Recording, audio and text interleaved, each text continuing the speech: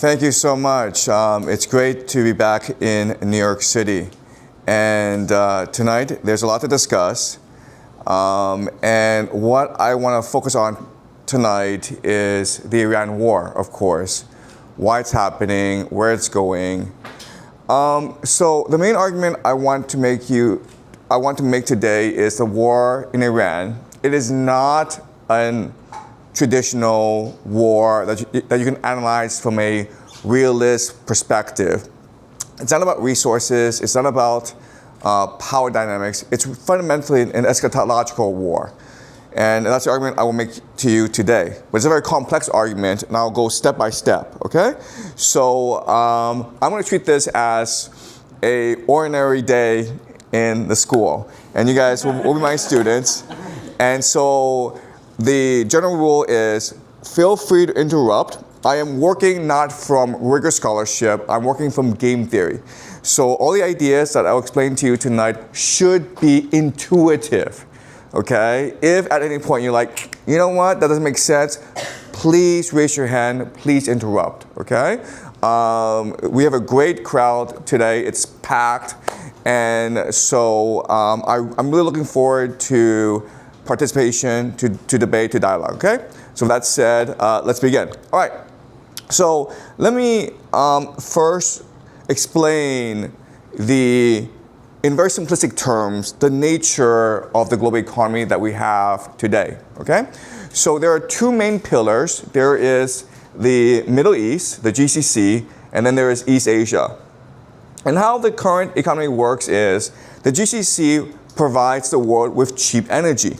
Okay? So this energy is sold primarily to East Asia. And East Asia, of course, is the manufacturing hub of the world. So it takes the energy, turns it into manufactured goods, and then it moves over to the West, which consumes these manufactured goods. And this, in very simplistic terms, is how the global economy is structured. Now, there is a particular quirk to this system. And it's all being undergirded by the US dollar as a global reserve currency. So what happens is the GCC sells the energy in US dollars, and then US dollars is recycled back into the US economy. Same thing with East Asia, where East Asia will sell its manufactured goods in US dollars, and it will manufacture and then it will recycle the US dollars back into the US economy, okay? And the idea of the United States as a global reserve currency, it is unique in human history, and it has been a disaster for the United States as a nation state, okay? And there are three reasons why. The first reason why is that the United States loses all financial independence, okay? So the United States must guarantee the free flow of US dollars. And the United States has created a financial system in order to facilitate the free flow of capital around the world. And this is not good for the United States because you lose financial independence. The idea of this is the Eurodollar system. Now the idea of the Eurodollar system is all the US dollars that are outside the United States. And quite honestly, we have no idea how much US dollars is outside the United States. And so this Eurodollar system, it actually makes no sense from a national perspective. You have absolutely no idea how much US dollars are in circulation. You have absolutely no control over how it is circulated, okay? So that's the first problem with this system. The second problem with the system is financialization, which basically means that in order for this system to work, this global economy to work, the United States has to become the financial center of the world and shift resource extraction and manufacturing to the other parts of the world. So you hollow out your manufacturing sector. You no longer produce anything. You just speculate, okay? And we understand the problem with this system. It leads to corruption. Corruption, of course, just means Washington, D.C. Washington, D.C. is the most corrupt place on this planet. You get nothing done unless you're willing to bribe Congress people to do what you want, okay? So corruption is a huge issue. You have inequality, right? So think of New York City. I was in Santa Monica last week. It was just the most ridiculous place in the world, okay? It was just so silly.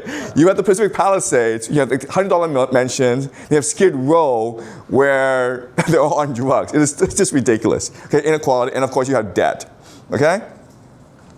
So it's almost like Americans exist in order to go into debt, in order to fuel the global economy. So again, this is terrible for American citizens, okay? The third thing is just Pax Americana. And what I mean by that is this system is predicated on peace in order for people to trade with each other, right?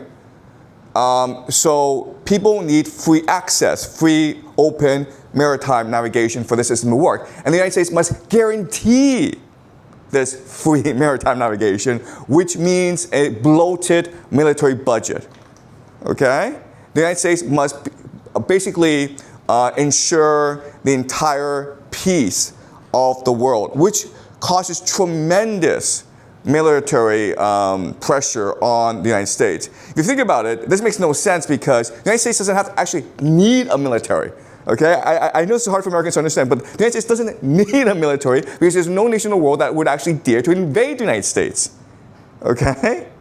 So all that money that goes in the military could be instead spent on things like free college or free healthcare.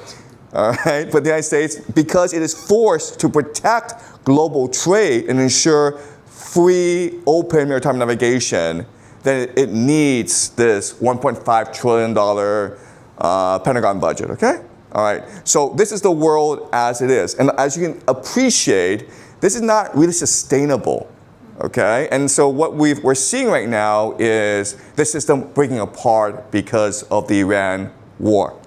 All right, so before I continue, any questions about this? Is it all pretty clear? Yes? What are the benefits to the U.S. from the system? That's a great question. So the main benefit is Wall Street is very happy with the system, okay? So if you have this financial oligarchy that benefits tremendously from the system, all right? And that's why we still have the system. Yes? I think you said like there's no way to figure out how many dollars are outside of the U.S. or in the euro dollar system. Yep. Why is there no way to calculate that? Okay. So there's no way to calculate because of a variety of factors, okay? The first is money is not printed. Money is just created off a computer screen, okay? That's number one. And banks actually have the capacity to create their own money, okay? That's number one. Number two is there's a lot of counterfeit money in the system, all right? Okay? Does that make sense? Yeah. Yes? You're saying that if the U.S. did not have a military, then even then, other nations would have not dared to invade the U.S. Are you saying that because the U.S. has a geographic advantage as a part of being in the Western Hemisphere? Yeah, so the United States, it's impossible to invade because it's protected by two oceans, the Pacific and the Atlantic. That's number one. Number two is there are a lot of guns in America, okay? All right? There's no military, but like you come and invade America, guess what? You'll be fighting for every street corner, okay? It's just pain in the ass. What would you do it? Yes? Sorry, I was just gonna ask, you say like there's a breakdown, but I just want to know like what the symptoms of the breakdown are. Like what are we seeing right now that show that there's a breakdown going on? Well, I'll explain. Corruption, inequality, and debt. Okay, and that's why the system is not sustainable, okay? I just mean like, how do we see that like in front of us? Like what do we see? What are the things that we see physically as those symptoms? Okay, so the clearest symptom of a breakdown is the 2008 great financial crisis, okay? That is when the United States government bailed out Wall Street, but not homeowners. And the idea behind this is the idea of regulatory capture, where Wall Street financial elite are able to control the policy levers of Washington, D.C. Because from just from an economic policy perspective, you actually want to bail out the homeowners and not Wall Street, right? Because if you bought the homeowners, that allows for a more efficient economy. But because you built the Wall Street and not the homeowners, you create a K-shaped economy now, okay? So the K-shaped economy is basically the best indicator that the system is about to break down. Yes? So if we don't need this big of a military, and we just said that we're going to be spending $1.5 trillion on our military, who's getting, it's clearly corruption. So who is benefiting the most from this corruption? Because it's not Yeah, the military-industrial complex. But who specifically? Okay, so get on a train and go to Washington, D.C. and go to the suburbs, okay? In the suburbs, Fairfax County, Alexandria, they're all mansions. Yeah. You go back 20 years, right, before the War on Terror, you go to a place called, so the wealthiest place in America is actually called Loudoun County, Virginia, all right? 20 years ago, the per capita income of that place was $30,000. Today, it's $90,000. It tripled in 20 years' time. What happened? The War on Terror. That's what happened, okay? So it is the military-industrial complex. Yes? Why has financialization led to inequality? I get it, but I'm unable to break down because white-collar jobs necessarily are a successor to financialization. You have people working in offices, doing IT jobs, tech jobs, sort of abstracted away from factory jobs, but those were supposed to create what? Okay, so that's a really good question. So why wouldn't financialization lead necessarily to inequality? And the reason why is that if you read Thomas Piketty, his book called Capitalism in the 21st Century, he explains this very clearly. And the idea is that for capital to be lucrative, it consolidates, okay? So what happens is that once capital consolidates, its returns are very, very high, much higher than if you actually engage in real work. Okay, so for example, if you were to open a factory, you might have a 2% return a year. But with financialization, the stock market, if you invest in the stock market, you get 5% a year. So in this system, the rich just get richer, the poor get poorer, okay? All right, yes? In your model, the premise right now assumes that America was structured and designed to be an ethno-state. But in some of your previous lectures, you mentioned that the founding idea of America was that if you give citizens or people the ability to buy private property and do whatever they want, that is the incentive that the government would want to create. And so by having open capital accounts, a strong banking system, technically, we could just say everything you're saying are manifestations that would happen in every civilization throughout time. Inequality and all of these diseases, this warfare, has been going on since before Homer. And so we just have a different paradigm of a different country that in this current world is not the ethno-state, but we have a hallucination that it is. Okay, so I'll explain this later on, okay? So I apologize, I forgot I'm in New York City, not in China, okay? So we're gonna have to cut this out, okay? But there's one last question, yes? I was wondering, you mentioned that if the GCC pulls out the money from the stock market, it's going to be economic crash or some issue. I don't know if that's exactly what you said, but I looked it up, and the GCC only accounts for 2% of the U.S. stock market. So how would that have a profound effect on it? Yeah, so I mean, okay, so when we say the GCC and these states recycle the US dollars in the US economy, that doesn't necessarily mean the US stock market. It can also mean hedge funds. It can also mean real estate, right? Because the stock market is only a very small portion of the US economy. Okay, all right, but I'll explain more as we go on, okay? All right, so let's go on. All right, so now I want to explain the war in Iran and how it is spinning out of control. Okay, so originally the war was between United States and Iran, okay? So the United States strategy going into the war was very simple: decapitation, which means you knock out the leadership, and then everyone else, because they love democracy, they love freedom, they love human rights, they love OnlyFans, whatever, okay? They rebel, and then you have a democracy, okay? That was literally the plan going into the war. Didn't work out. The Iranians are much more resilient. The Iranians have countermeasures against the strategy, including closing off the Strait of Hormuz. And now you have a huge problem because 20% of the world's oil passes through the Strait of Hormuz, primarily going to East Asia. So this creates a bottleneck in your entire global economy, right? This disrupts the model that I previously presented. But not only that, but as this war is progressing, the Houthis have been brought into the war. Okay? The Houthis are a huge problem because they control another strait called the Bab el-Mandab Strait, okay? And this screws Saudi Arabia, all right? Hezbollah and Israel are at war. Then Iraq is also at war right now. As you know, recently there's been a Middle East military alliance signed by 3 countries: Saudi Arabia, Turkey, and Pakistan, okay? This is Turkey right here, and this is Pakistan.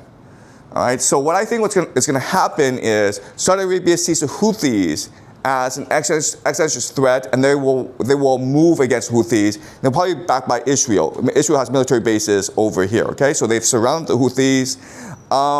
The problem is with this system, the Iranians have figured out that if you have 4 points of attack, okay, including Hezbollah, which can attack the Suez Canal, the Houthis, which can block the Bab and Mandab Strait, and then the Strait of Hormuz, what you've done is you've choked off the entire Middle East, okay? And also, like, you know, the GCC is saying, like, we'll just build pipelines, you know? That's retarded, okay? Because, like, if the drones can attack ships, they can probably attack pipelines as well. It's probably easier for them to attack pipelines because they're so huge, right?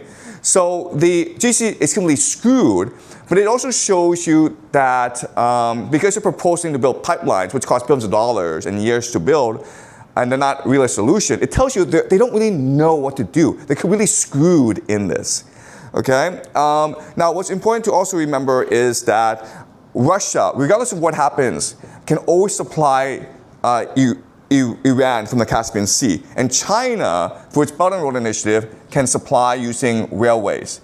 And so what's going to happen is that this war has to expand globally, okay? You have this problem in the Middle East, and then it's going to link up with the war in Ukraine.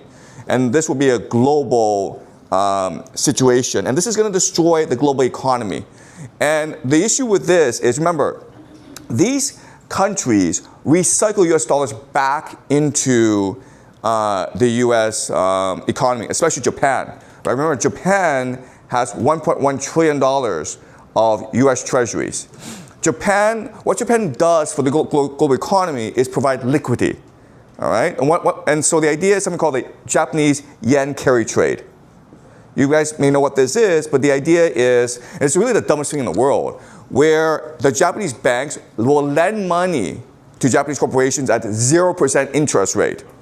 And the idea is, well, when you do that, you are providing liquidity for the Japanese economy, right? Because deflation is a huge problem in Japan. But the Japanese corporations are like, well, we could do that, but there's a much simpler way to make money, which is we'll go buy US treasuries at 5%, okay? We're borrowing money at 0%. We are getting 5% by buying US treasuries. So we'll take that free 5%. Thank you very much, okay? And so because Japan does this, what it's really doing is providing liquidity for the world, okay? And the liquidity, by the way, is about $4 trillion.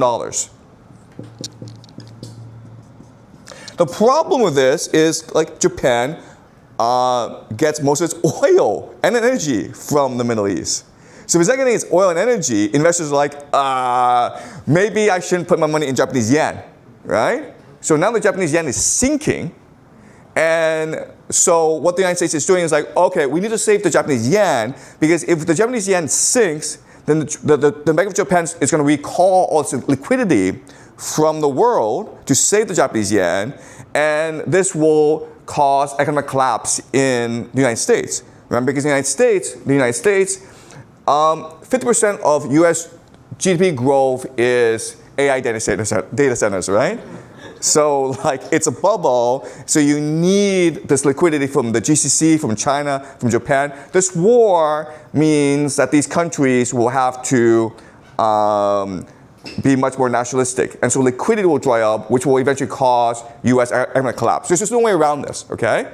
So given the situation, there is a solution to this. There's a way for the United States to win this war. Okay? And all the United States has to do two simple things. If it does these two simple things, this war in Iran will end right away, and the US economy will be saved. Okay? So the first thing the United States can do is give Iran $2 trillion. Okay? And this would be a disaster for Iran. So the historical example is, of course, something called the Plaza Accord. The Plaza Accord happened because Japan at this point in history, but 1980s, was the dominant manufacturing power in the world, and the Japanese yen was very weak, which meant that the Japanese were absorbing liquidity from the world, okay? And this was causing huge problems for the US economy and for the global economy. So the Plaza Accord was an agreement between Japan and the G7 nations, Europe and the United States, that Japan would increase the value of its currency. Okay, and this allowed Japan to buy property really cheaply overseas. Okay, and so now you've reversed the situation. Before you were absorbing liquidity, and now you are transferring liquidity to the world. Okay, and so this was terrible for Japan because it led to 30 years of deflation, stagflation, economic stagnancy. But it was great for the United States, right? So why not just do this for Iran as well? Give Iran $2 trillion. It's US dollars, so they're eventually going to have to recycle it back into the United States economy, right? They'll buy resources to rebuild. A lot of this, US companies will be allowed to go to the United States.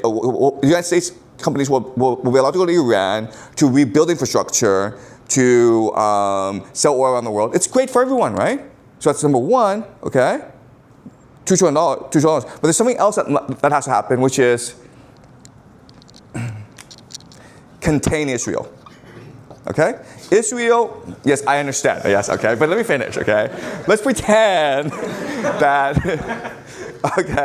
okay. Israel is a huge problem in the Middle East because they're always going out starting wars, right? So what you do is say to Israel, we're going to embargo you. No more weapons for you guys, and like, we're going to sanction you. If that would happen, peace would come to the Middle East, right? Just do these two simple things, we will all live peacefully ever after. And the global economy will be saved, okay? We know for a fact none of these two things are going to happen, okay? So like, this is really strange. How did we get in a situation where 8 billion people, the fate of 8 billion people on this planet, it's all being determined by this one little country, okay, of like, what, 9 million people in the Middle East. The country is so small, you can't even find it on a map, okay, of the Middle East. So this is the question we will examine tonight.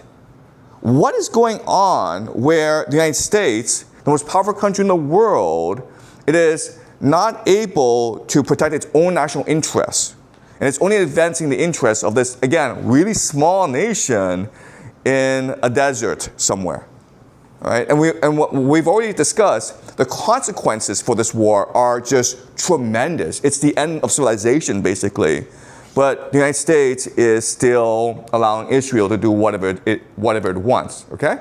All right, so the main argument I want to make to you today is this war makes no sense unless you look at it from an eschatological perspective. This war is meant to usher in the end times. This war is meant to bring in the Messiah if you're Jewish, and to have Jesus return if you're Christian. That's the only explanation for what's going on. If you look at it from any other lens, it makes absolutely no sense. Okay? Any quick questions? Yes? That model fails to acknowledge Islam. Iran is a big player. What is, like, you're saying the return of Jesus, and then you're saying the end of times for the Jews, but then you have the Shia Islamic and you have the Sunnis. Why are they missing in the model? So you're right in that there are religious fanatics in Iran, okay? Shia martyrdom is a very powerful force, but it's only a minority within Iran, right? So there are, if you go to Tehran, the capital, most people are secular. The intellectual class, the government bureaucrats, a lot of them are secular. So and it's the same thing in Israel, where if you go to Israel, 40% of Israelis are actually secular. So what's really strange about the world we're living in is history, it's being determined by this very small minority in each of these different nations, whether it be Iran, Israel, or the United States. Yes? Just to respond to this, like there's like the 12 Shia Islam, right? Like that's the eschatological belief within those groups, right? So like just watching your lectures, Iran's not the enemy in this war. It's the United States to remove the United States from the Middle East to create, to establish, Israel and the Greater Israel Project and Pax Judaica as the hegemon in the Middle East. So for when I say the end times, I mean they have to fulfill a certain prophecy, and I'll explain what this prophecy is. Okay, all right. So guys, we'll be here all night if we. Okay, all right. So that's number 2. Okay, so number 1 is we've established how the global economy works. Number 2 is we've looked at how this war threatened to destroy the global economy and how this war is really being fought at the behest of Israel. Okay. Now what I'll try to do is explain how is it that we got to this unique moment in history. So I'll explain to you the history and origin of capitalism. All right? So capitalism. Capitalism is a historical accident. I know that most of you believe that capitalism is just the best way to run the world, but what I want to show you is that, in fact, it's a convergence of several historical accidents that has created the world that we live in today. Okay? So the first historical accident is Calvinism. And in Calvinism, there's a very important idea called double predestination. And double predestination, the idea is, at the beginning of time, when God created the universe, He already decided the destiny of everyone. He already decided who is going to go to heaven and who will go to hell, okay? So double, meaning heaven and hell, predestination, meaning it's already been decided. Why we have double predestination was a rhetorical response to the Catholic Church. The Catholic Church was able to control people because the Catholic Church could determine whether or not you went to heaven or hell. That was the source of the power.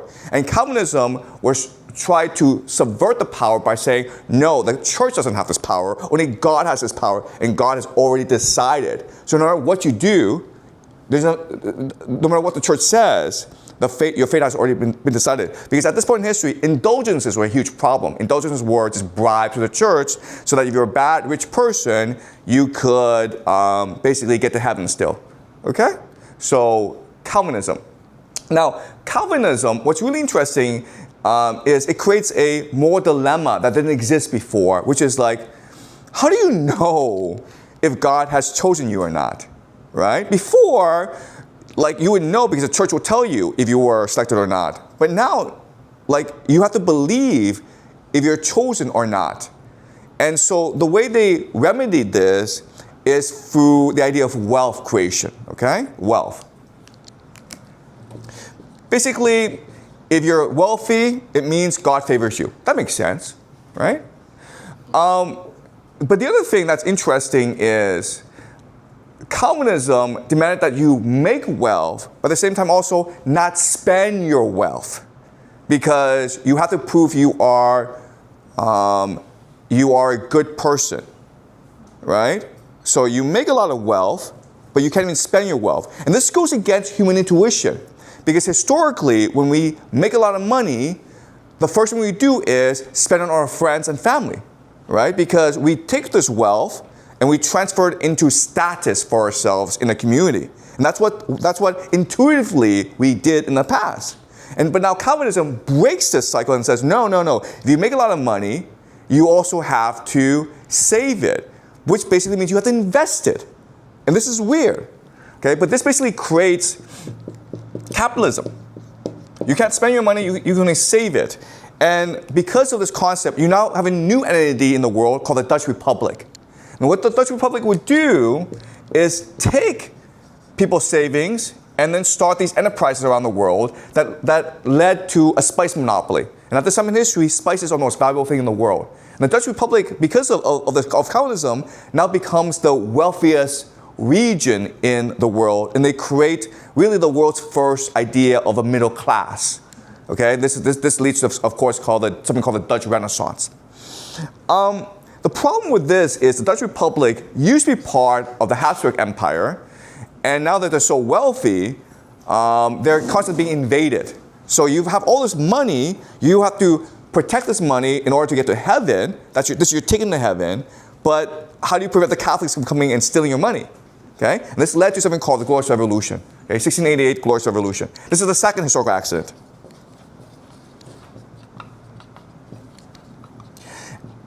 So the Glorious Revolution is really a marriage of the dominant Protestant powers in Europe at this time, which are England and the Dutch Republic, right? So with the Glorious Revolution, what happens is the Dutch Republic now transfers their gold, their wealth, to England. Why? Because England is an island protected by the Royal Navy. The Royal Navy is invincible, right? So it's really the best place to store your money. The Glorious Revolution then leads to the chartering of the Bank of England. Okay, this is the third historical accident, the Bank of England, 1694. The Bank of England is unique in history because it's run by merchants. Right? Historically, merchants would lend money to kings for their wars. The problem is the kings could die, they could lose the war, or they could be like, screw you, I'm the king, I don't have to pay you back. Right? So this is always a huge problem for these merchants. The Bank of England solved this problem because they're lending money not to the king, but to Parliament. Okay? So basically, the Bank of England, again, it's so weird if you think about it. It is a private bank that is guaranteed by the people of England. Okay? Now you're lending money not to the king, but to the English nation, which basically means that as long as there's one Englishman alive, that person has to pay you back. All right? So it's a really weird system. But this creates our modern financial system. The Bank of England model, of course, will be copied with the Federal Reserve. Okay, so the Federal Reserve system that in the United States is modeled off the Bank of England system. Now, this system is great because what it allows is basically for infinite financing. So the example is the Napoleonic Wars, when England was trying to fight Napoleon for dominance in Europe, and England lost 6 times. It only won once. But England only needed to win once because it had infinite financing. No matter how badly Napoleon defeated them on the battlefield, England could just print money and says, okay, we'll bribe you Prussians or Russians to go fight another war. Okay? And so the Bank of England just basically creates the British Empire. Okay? So capitalism, then what happens, of course, is these ideas will then spread to the United States and create the American Empire. All right? So these are all historical accidents. Calvinism was an accident, Glorious Revolution, Bank of England, United States. These are all historical accidents. Okay? But once you have these accidents in place, you now have to explain them. You have to create a philosophy or religion, a bureaucratic system in order to manage these accidents. Okay? So now I'm going to explain to you how they did so. But are we clear so far? Yes?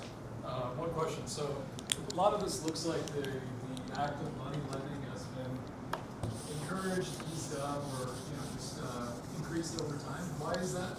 Have many religions discourage that, or advise most of their followers to not engage in it? Yeah, exactly. So most religions, I would say all religions, banish usury, okay? Why? Because usury was the most destructive element in society. It basically caused all societies to collapse sooner or later. So all religions ban usury. Judaism is unique in that it only bans usury for the members of the religion. But so if you're Jewish, you can't lend money at interest to other Jewish people, but you can lend money at interest to Gentiles. Okay, but all other religions ban usury because it was such a socially volatile force, right? Yes? It's not that I disagree, but what makes each event an actual accident? The Calvinism one I understand a bit more. Yeah.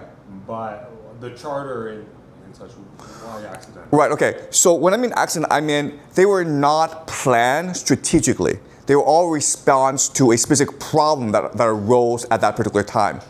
Okay, does that make sense? Yes. Okay, thank you. All right, so now I'm going to explain to you the philosophies that developed because of these historical accidents. Okay, now you have capitalism, now you have to explain capitalism to the people. All right, so they had certain philosophers in place to develop a system in order to explain capitalism to the people and to justify it, okay? So one contradiction that arose is democracy and private property. If you think about it, these two things are actually a structural contradiction. You guys live in the United States, so you think this is the most normal thing. In democracy, of course you have private property. But actually, if you think about it logically, it doesn't make any sense because private property basically means an oligarchy, right?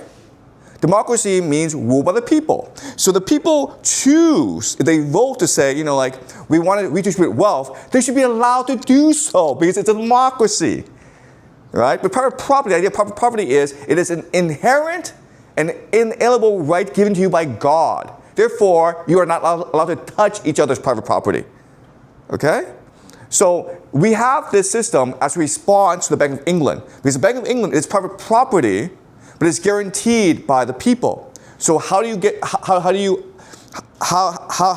elevate this contradiction? By saying to people, well, we have a democracy, okay? You choose to respect each other's private property. Does it make sense? Okay? So there's a contradiction, but this arose because of the inherent contradictory nature of the Bank of England. All right? Another contradiction that arose at this time is that reason and emotion were distinct. You guys don't appreciate this, but this is actually a revolution in human thought.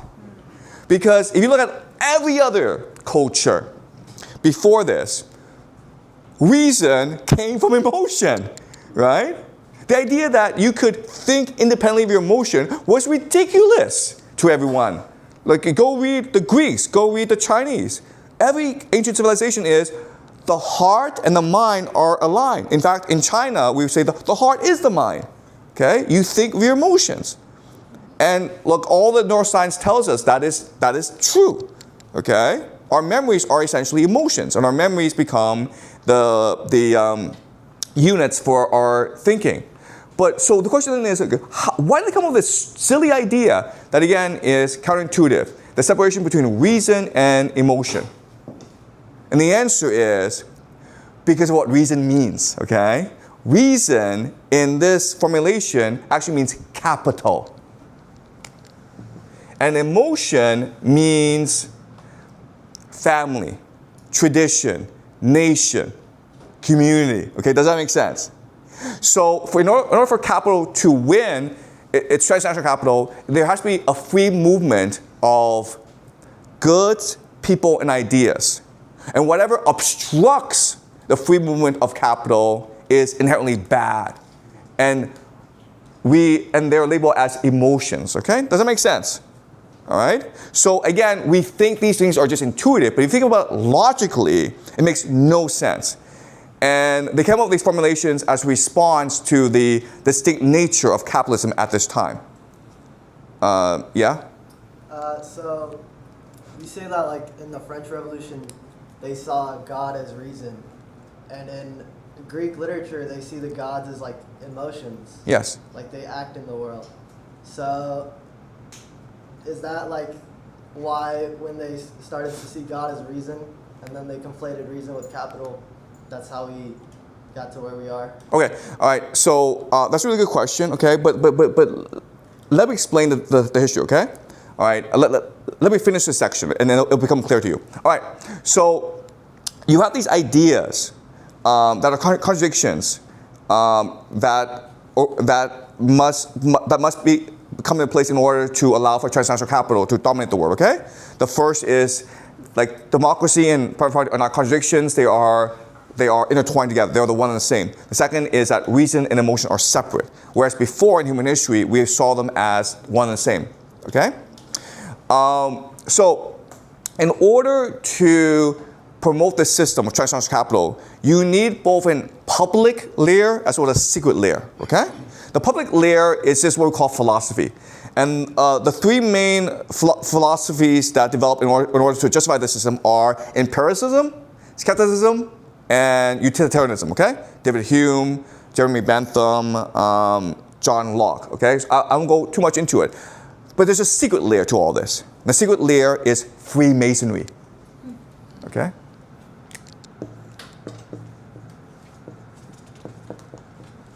All right? Freemasonry is the religion of reason. If you read Freemason texts, whether it be Albert Pike, Morris and Dogma, or Manly P. Hall, they use a phrase over and over again. It's the idea of holy empire of reason. What is this? It's a holy empire of capital. Okay, and so again, this is really important for us to appreciate. Reason in their eyes is capital. All right, so, and this created a revolution in human cognition. Because before, if I met someone, I might be like, okay, where are you from? Right? That's the first one I would ask you. Like, what community are you part of? Right? Now I might be like, how much money do you have? You understand? Okay? I mean, again, this is the United States, so you think, oh, this is the most intuitive thing to judge people by how much money they have. But historically, we judge people by the community that they come from, okay? The God that they worship. Who their fathers are, who their parents are, right? Okay? So this is the idea, okay? Freemasonry was developed in order to better organize, structure, and manage capitalism secretly, right? Because remember, the idea is democracy is just a facade created in order to fool people to agree to let bankers run the world. Okay, but you need a real management system, and this real management system is called Freemasonry. All right? Okay. Were religious organizations against it, or were they part of it? Excuse me? Were the religious organizations, Catholic Church, whatnot, with this, I mean, okay with this? Were they part of it, or were they? Yeah, that's a great question. Okay. All right. So let's use game theory, okay? So the question is, okay, you have this secret organization called the Freemasons, and they actually are transnational capital. And they want to conquer the world and spread capital everywhere.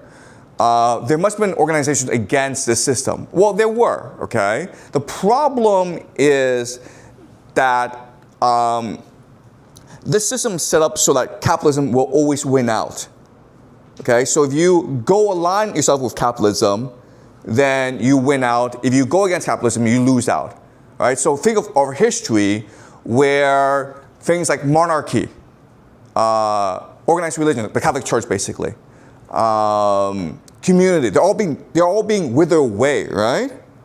Okay, so you see all this massive migration to the United States, into Europe. You're like, well, who's doing this? And the answer is, it's capitalism, guys. Okay, capitalism demands the free movement of people, goods, and ideas. And so if you try to stop them, then they see you as an enemy, okay? But let me use game theory to explain what's going on. All right, so transnational capital is the most powerful force in the world. And so if you go against transnational capitalism, you will be destroyed, okay? And if you look at the movement of human history for the past 200 years, it's been the triumph of transnational capitalism, okay? So the first example is the French Revolution. The Enlightenment is really the expression of capitalism, the political expression of capitalism, right? Because what does the Enlightenment call for? The Enlightenment calls for the free movement of ideas, people, and goods, right? Okay? The Enlightenment leads to what? The French Revolution. Then what happens? You have the rise of communism. Now, what's really interesting is if you talk to these Freemasons, they think communism is the best thing in the world. Why? Because communism is a triumph of human reason above emotion, right? Communism demands that you put the public good, the reason, above family, community, emotion, love, nationalism, okay? That's what communism is. So if you look at the past 200 years, 300 years, it's been the relentless march of human reason, of capital, but taking different guises, taking different forms, whether it be the French Revolution or communism or capitalism, okay? All right, does that make sense? All right, so let me explain what's been happening, okay? So I say Freemasonry is the organizing system behind capitalism. But what does that mean? Okay, so transnational capital means capital across different nation states, okay? When you do that, you have a problem. And so what they realize is if you're able to solve 3 problems, you will triumph, okay? The first problem is information. Second problem is infiltration. The third problem is coordination. Okay, so the classic example are the Rothschilds.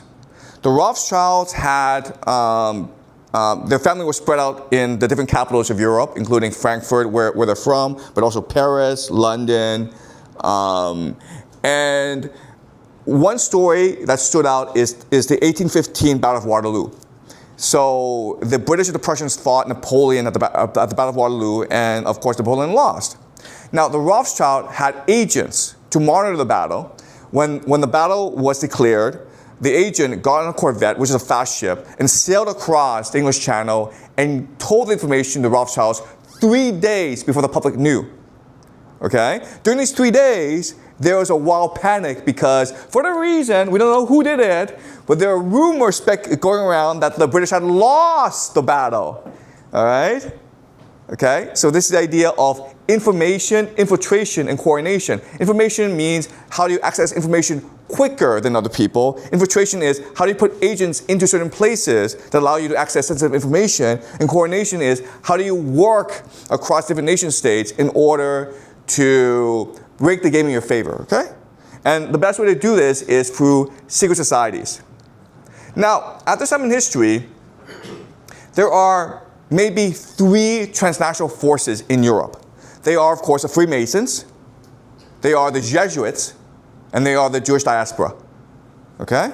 And eventually what they realize is, well, you guys, we can just work together, right? And when you combine the Freemasons with the Jesuits and with the Jewish diaspora, you get an organization called the Illuminati, all right? The Illuminati. All right, so the best way to understand this is, okay, I'm not saying that they're planning this out, okay? What they are doing is this, okay? There are different organizations. And they all have a range of certain behavior, okay? There are people within the Catholic Church who are pro-transnational capital, people who are against transnational capital. What I'm saying is that secret societies are a convergence point of these different organizations. And because they're able to coordinate secretly together, they will always win out. Okay, does it make sense? All right, so I'm not saying that most people are part of secret societies, but I'm saying like if you choose to be part of secret society, you will be at a greater advantage than if you're not, okay? If you're just a government bureaucrat, you'll just be a government bureaucrat for the rest of your life. But if you're part of secret society and you're a government bureaucrat, then your friends will help promote you in the bureaucracy, then you'll be given investment opportunities, then your children will be allowed to go to the most elite universities, okay? So it is in your advantage to join the secret society. Okay, all right, Does that make sense, guys? Yes? So you named 3 of them, but what are the organizations or institutions that lost out? Like who can be traced through history to see degraded as a result of this coordination? Okay, that's a great question, okay? So one thing I disagree with people about is how these societies are continuous, right? So what people say, okay, well, to start out with the Knight Templars, which was the original secret society, and then it evolved to become the Freemasons, and then they became the Rosicrucians, and I don't believe this is what happened. I believe that secret societies are just a natural byproduct of transnational capitalism. Because the way to win this game is by forming secret societies. But secret societies usually revolve around a charismatic figure. Okay? And so maybe the charismatic figure will start a new organization called Skull and Bones. Right? And then he'll, because he's so successful, very successful people will gravitate towards him. But eventually what happens is these people become very arrogant. Their children become very arrogant, and the secret society gives way to other secret societies. But what I think is true is the most powerful secret societies are eschatological. Okay? So what I mean by that is, if you're a secret society and you're like, we're here to make a lot of money and enjoy ourselves, you won't do as well in the long term as we're here to serve God. And we're here to bring God to our world. We're here to usher in the end times. Okay? And there are certain reasons why. The first reason why is, if it's eschatological, it's a script that you can play out over centuries. If it's not eschatological, then it usually revolves around a charismatic leader who, when he dies, the organization devolves, okay? That's the first thing, okay? It can span centuries because it's a script. Second thing is that you can have more people participate in the movement, right? You can scale it out if it's eschatological. And the third thing is people tend to be much more energetic when they think that, I'm going to bring up the end times. We are going to take the world to paradise, right? This is a jihad, okay? So secret societies that are eschatological tend to do better than secret societies that are not eschatological, okay? And specifically, secret societies that practice something called the Kabbalah do the best, all right? The Kabbalah. So now what I'm going to do is, I'm going to explain to you the Kabbalah. Okay?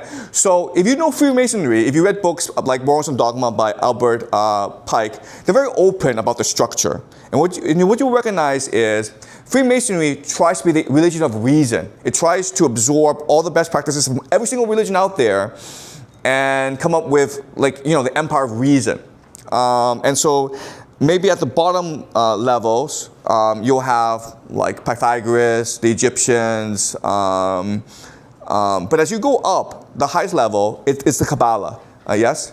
Why did the Freemasons feel that reason was above emotion when they founded Freemasonry?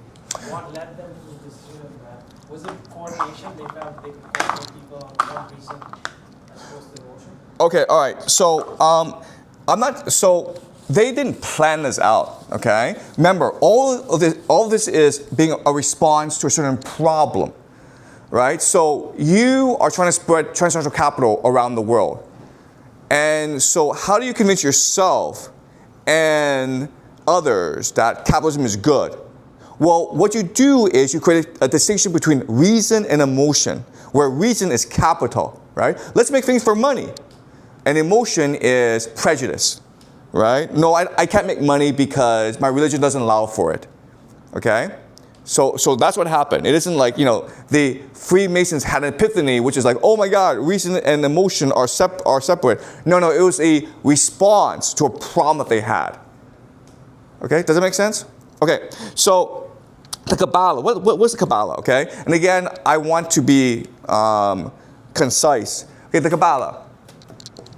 The Kabbalah, it is an understanding of how the universe works. Okay, why are we here? Where are we going? Where did the universe come from? And what the Kabbalah says is that God is the will to bestow, okay? He's God, right? He's all generous, and he wants to share himself with others. Problem is, there's no one to share it with. So to know itself, to complete itself, God creates Adam Kadmon, okay, the first man, the cosmic man. And Adam Kadmon becomes the will to receive, okay? But if you're the will to receive, you see things purely from an egotistical perspective, which means you don't really appreciate why God wants to give you anything. So you reject God's gift. And when you reject God's gift, the universe breaks, okay? And so now you have the separation between us and God. So the purpose of the universe is to come to an enlightenment so that we're able to receive God's gift. This could mean spiritual alchemy, okay? All right, and that is the Kabbalah at a very general level. There are radical factions who read the Kabbalah and they interpret it literally, okay, through the lens of the Bible.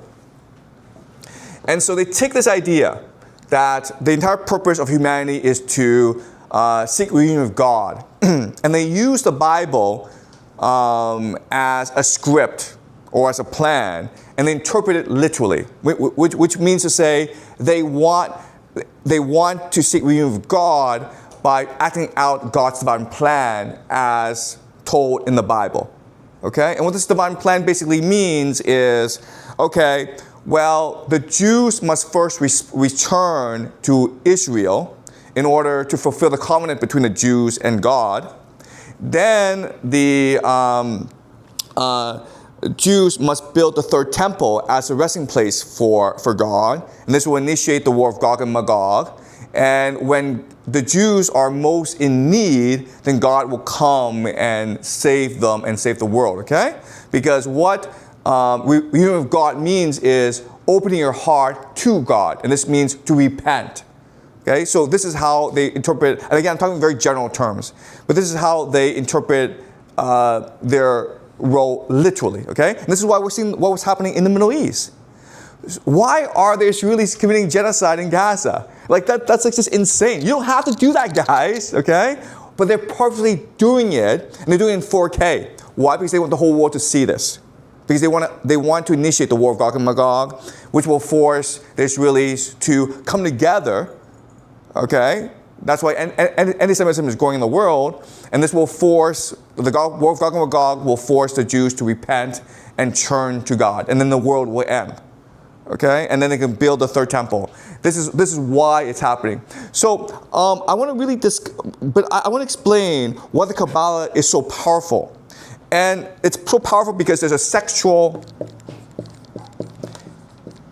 energy and desire that the Kabbalah unleashes, right? Because it's sexual. The idea of like reunifying with God, okay? We were part of God, we left God, and now we will become with God again. It's a sexual union.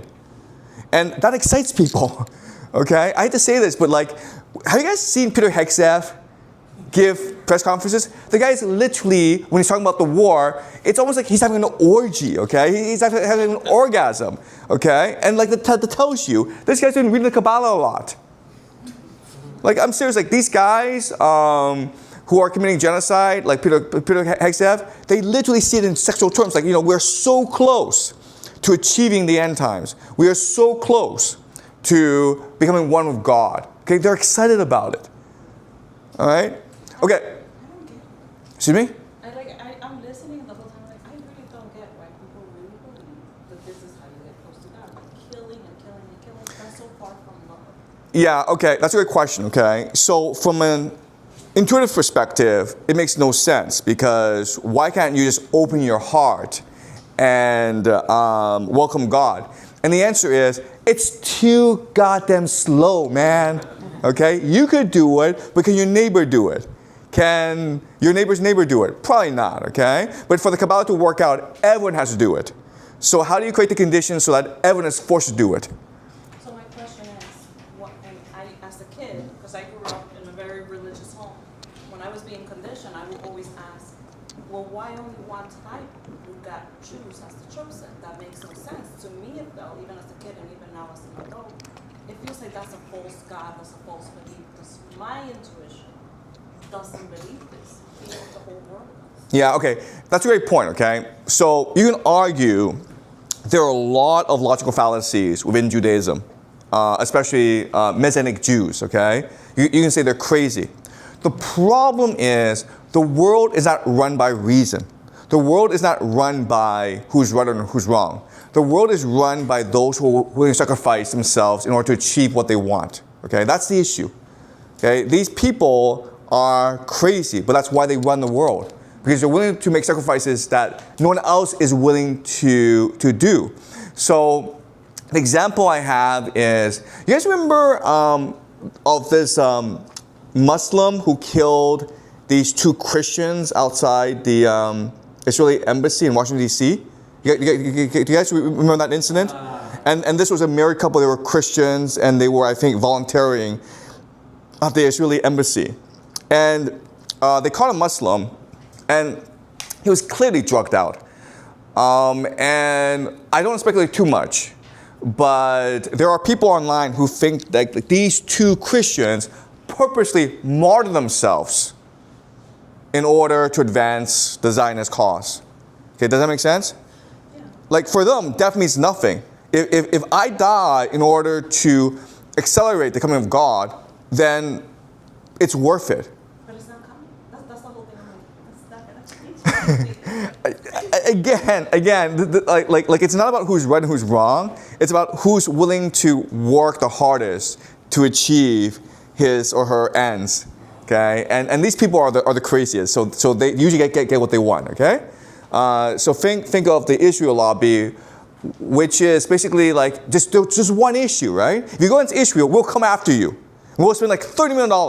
And you're like Thomas Massey was just one lone voice in Congress. He was completely powerless. He was a pain in the ass, but like honestly, who cares? They spent $30 million to get rid of this guy. Then you have Abdul Al-Sayed in Michigan, right? $30 million spent by AIPAC to against him, and then $60 million total against him. So they're fanatical, right? You're like, is it really worth it? You might have like 5 people in Congress who are against Israel. Everyone else is for Israel. Like the math still is in your favor, right? They don't care. They're like, no, if one person, we don't care who it is, if that one person is against us, we'll go after that person and make sure he or she can never be in Washington, okay? So it's fanatical. Yes, did you have a question? Yes. 9/11, it was a sacrifice?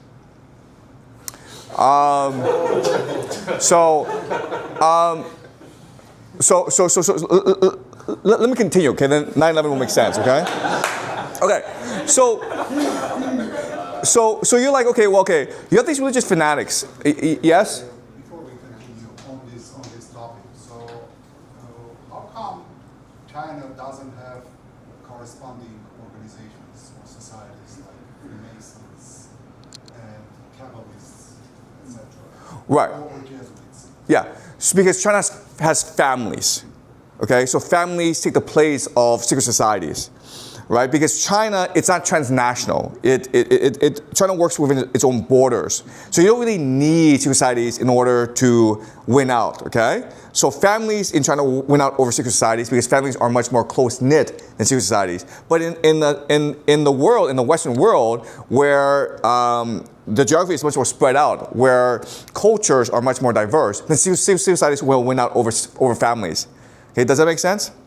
All right, guys. We can be here all night, okay? But let me finish my point. Okay, so I'll do one more section, which is like, okay, we now have a question, which is, okay, you've got these crazies in these secret societies that want to usher in the end times, but this is bad for transnational capital, right? And the answer, and so what I want to show you now is, actually, if you're transnational capital, you like these guys, okay? So we're seeing an alliance between transnational capital and Messianic secret societies. And that this is why we live in the world that we live.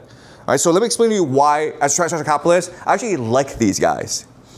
All right, so one thing to keep in mind is capital has no value in itself. Capital is a tool for me to extract your energy. your attention, your consciousness. Okay, does that make sense? All right. So if I'm a traditional capitalist and like America is so wealthy rich, right? So filthy rich, right? I'm in New York City. Maybe the average family here, I'm saying hypothetically, each family has $1 million. That means the kids don't have to work, right? But if the kids aren't working, then the system breaks down. So I need to create a condition where people are forced to work. So capitalism, it creates wealth, but also must destroy wealth at the same time. It doesn't make sense. Okay? And the best way to destroy wealth is through war and revolution. All right. So this is how capitalism will work. And again, I'm not saying this is a plan. I'm saying that it's the nature of capitalism to do this. All right. So I'm the United States, and it's the wealthiest country in the world, and all the capital is here. But this has led to moral, social, and political decay. Right? Too much debt, too much corruption, too much inequality. And now I can't invest in the United States because I can't get any returns, right? Like, what do I invest in the United States? Like AI data centers? There's no return in that, okay? So this war in the Middle East, which will usher in Pax Judaica, this is the best investment opportunity for me right now. Right? Because imagine, okay, like maybe 5-10 years down the road, the Middle East is destroyed. Well, it's good for me because if you destroy, I can now rebuild. Okay? So coming here, I took the New York subway. And I was like, wow, man. You guys have to take the subway every day? Man, that's kind of hell. And I'm like, okay, what do you do with the New York subway? Because it's going to cost you a fortune to renovate it, right? And it'll take you forever to renovate it. So your only solution, if you're a capitalist, is to burn it down, right? Isn't that the cheapest way, the most effective way to renovate the New York subway? You just burn it down first, right? Otherwise, it's taking like 50 years and billions of dollars, trillions of dollars in order to actually make it modern, right? It's just cheaper and faster to just burn it down. But if you want to burn down the New York subway, you probably have to burn it down in New York City as well, right? But I'm telling you, this is how these guys think. Like, how do I get the best return for my money? And the best return for my money is to invest in places after war, after destruction, okay? So they moved their capital to Israel, to Pax Judaica, and a lot of this capital is also going to Argentina, Australia, Ukraine, the Mediterranean, okay? So basically places that are virgin territory, right? And it's all being anchored by Pax Judaica. Does that make sense? All right, so when the money shifts away from the United States, you have economic collapse. Economic collapse leads to civil war. Now New York City is burned down, the New York subway is burned down, which means what? Which means now I can invest in a new subway system. So now after like maybe 10, 20 years, my capital can return to the United States, okay? So another way of saying this is the only way for capitalism to work is a constant cycle of destruction, revolution, and war. Without these things, capitalism cannot work. Okay, does that make sense? So you think, okay, well, these Kabbalists are crazy, but these capitalists are kind of crazy too. Right? So, okay, that is it. I look forward to your questions, okay? All right. Well, we'll do a fireside chat first, right? Okay? Okay, cool. So I took a lot of the questions that you guys put in the questionnaire, and I just held them, and I'm going to just ask right now. And afterwards, we'll do a broader Q&A, so anyone can ask any other questions. Okay, so we'll just start with the first question here. Does China have similar secret societies? What does it look like? I know we kind of talked about it, but yeah, right. So there are secret societies in China. There are secret societies everywhere, and they're basically family focused, right? So it's usually one family, and it's usually a criminal organization, triads, and then they obtain power and they become legitimate. So the Chinese system. The problem with the Chinese system is that it's not transnational. It's only within a certain ethnic network. So it's much more limited in scope. The other issue with the Chinese secret societies is they're not eschatological. They're political, but they're not eschatological. Okay? Can I ask a follow-up question? Yeah? I heard, I may be wrong, but I heard that the secret society, for instance, they have infiltrated into the top CPC officials, like Wang Qishan, these people. And it has been since they came to China in 1848, the Opium War. So it never stopped. That's what I heard. But whatever it is, and they are now kind of embargo China now.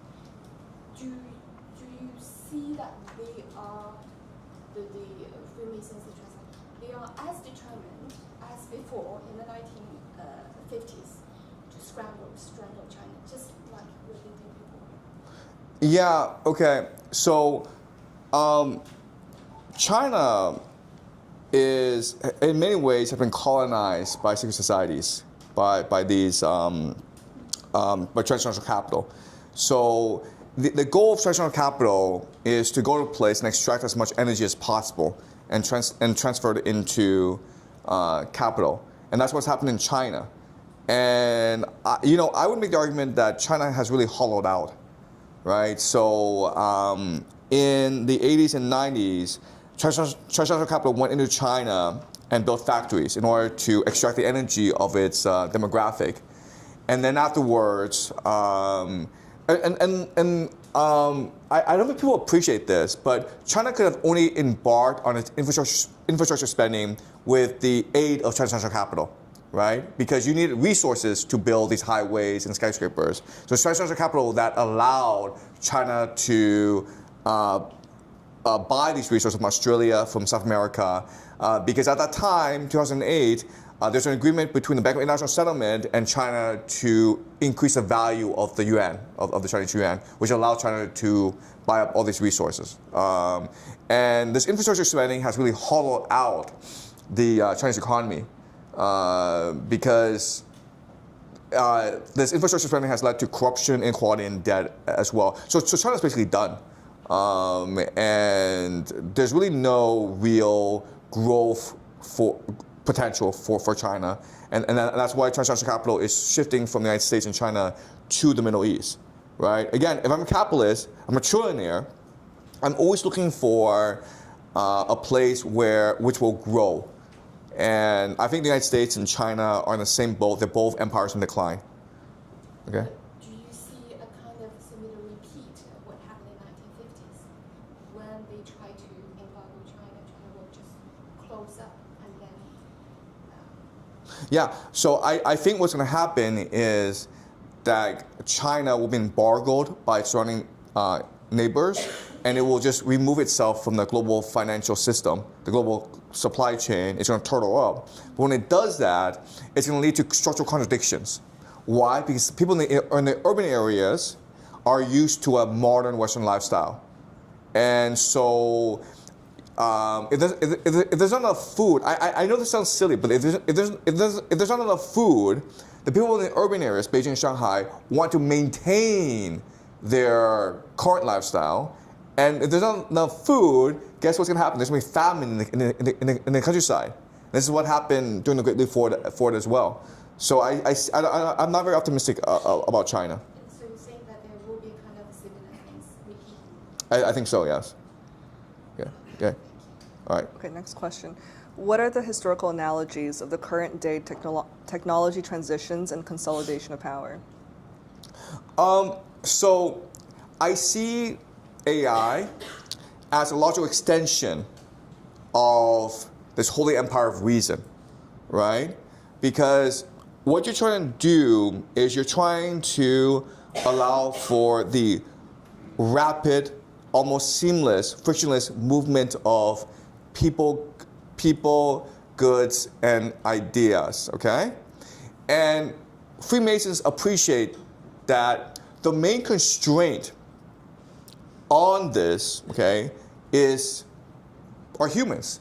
Why? Because humans have emotions, right? And emotions are prejudices, they're biases, and they prevent the seamless movement of goods, people, and ideas. So you have to break that, okay? You have to transform people. They call it spiritual alchemy. And to do that, and so AI is considered a tool in order to achieve this. So that's what AI is. AI is not just a surveillance tool. What AI is, I mean, AI will help us as humans achieve full enlightenment, right? So imagine a microchip implanted in your head, Neuralink, right? That's always telling you the right thing to believe. And if we're able to synchronize all of human consciousness, then that would lead to paradise, right? Because all biases, all prejudices, all negative emotions will be wiped out from the world. Okay, so that's what's happening. AI is not necessarily a revolution. AI is just the fulfillment of capital. All right. Okay. What is the future state of the Middle East in the short term following the conclusion of the Iran war? And is there any realistic chance that the existing global power structures will, or even can, be changed in meaningful ways? Okay, first of all, this war in Iran will never end. It just can't end because the war in Iran, it's fundamentally a conflict between capital and religion, okay? And Israel represents capital and Iran represents religion. So this is a contradiction, and only one can win out over the other. But it's impossible for one to defeat the other. I mean, the idea of the United States sending in ground troops against Iran, it's going to lead to a quagmire that could go on for decades. But if you're a capitalist, you don't really care, right? Because all you're looking to do is extract as much energy from people as possible. And war does that. You know, war makes people anxious. It makes them work harder. So the war in the Middle East, it's a perfect investment opportunity if you're a capitalist. And again, guys, like, I'm not saying this if you're a millionaire, okay? You don't matter if you're a millionaire. I'm saying this if you're a trillionaire, okay? If you're a trillionaire, then the war in the Middle East is a perfect investment opportunity. And the question is there an alternative to this?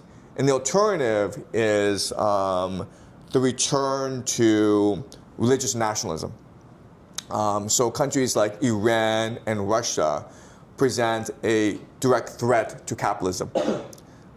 So they call this Duginism, Alexander Dugin, who basically says capitalism is the Antichrist system, all right? It's the beast.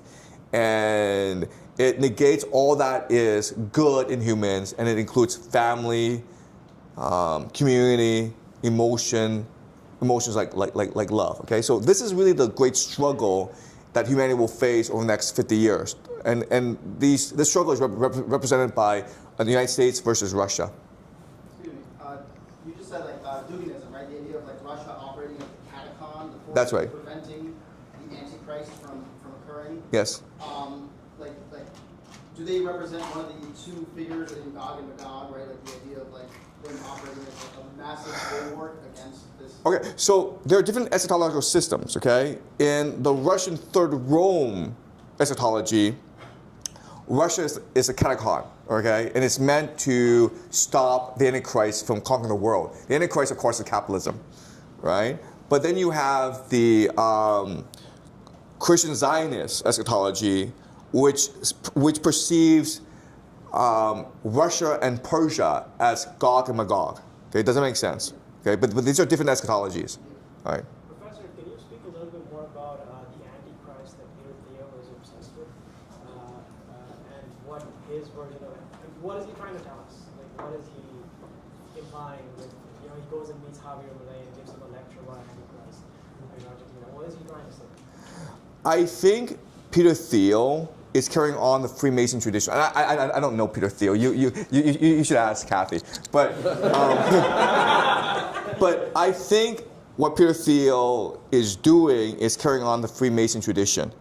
And for the Freemasons, the Antichrist is whatever force that stops human reason from reaching its full potential. Okay? Does that make sense? Okay? What the Freemasons believe is if human reason is allowed to dominate, okay, then human reason can achieve godhood.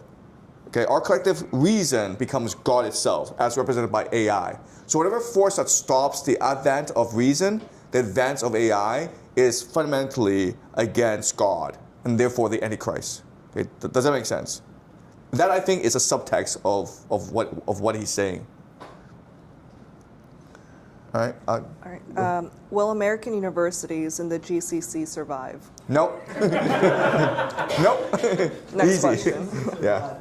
How will the Iran and Ukraine wars converge, and how will there be both an AI private bubble crash and hyperinflation at the same time? That's a little different. Okay.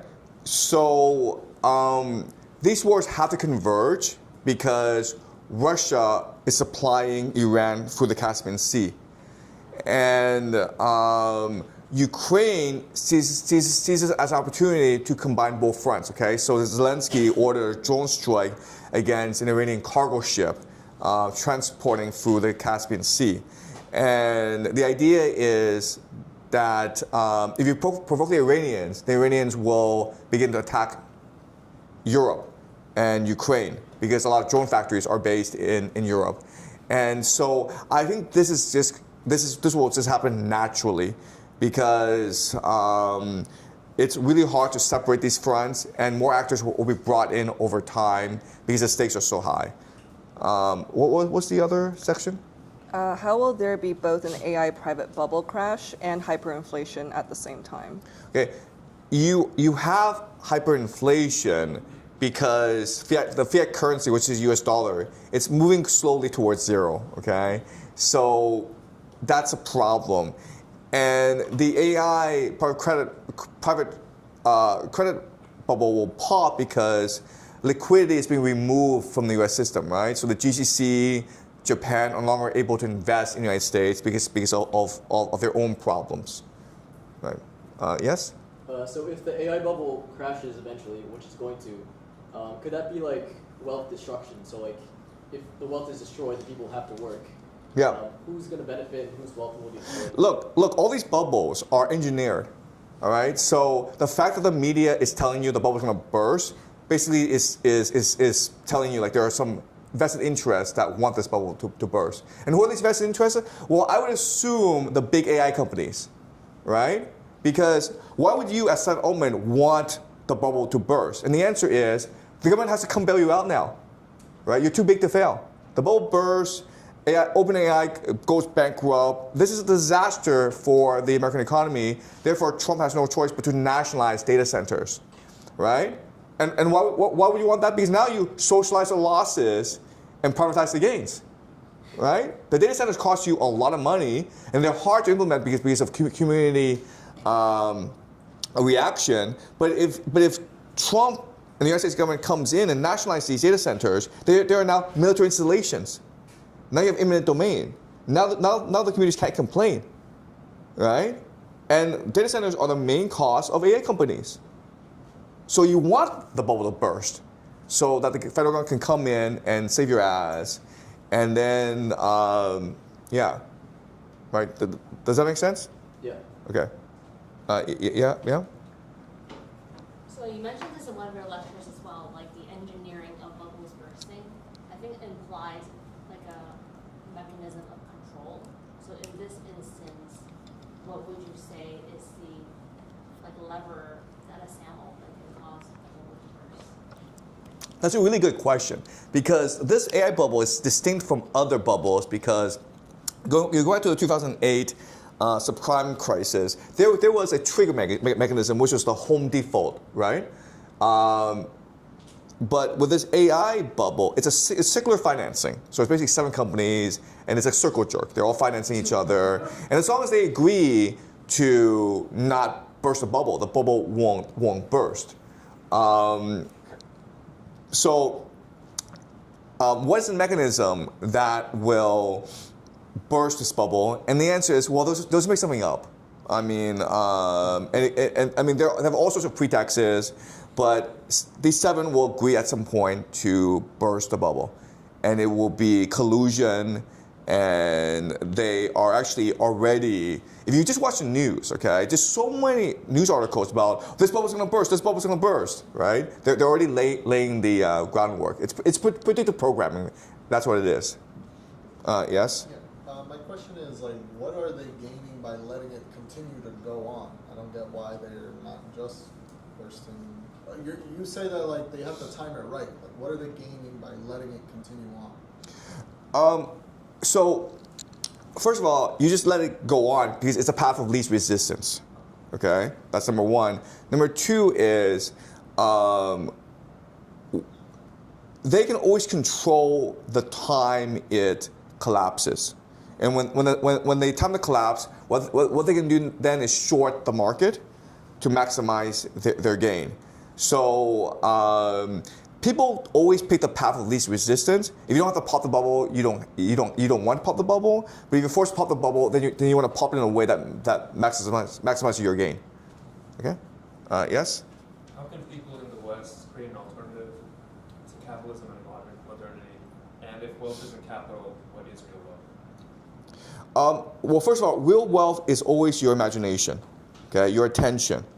That's why these social media companies let you use your service for free. But you think it's free, but it's not because you're paying attention to these things. They're capturing your attention, and that's what they want, right? They're absorbing your wealth, and that's why these companies are so valuable because you're able to control your attention. And so the alternative is for you to reclaim your attention. And this could mean reading books, but it really means you focus more on human relations.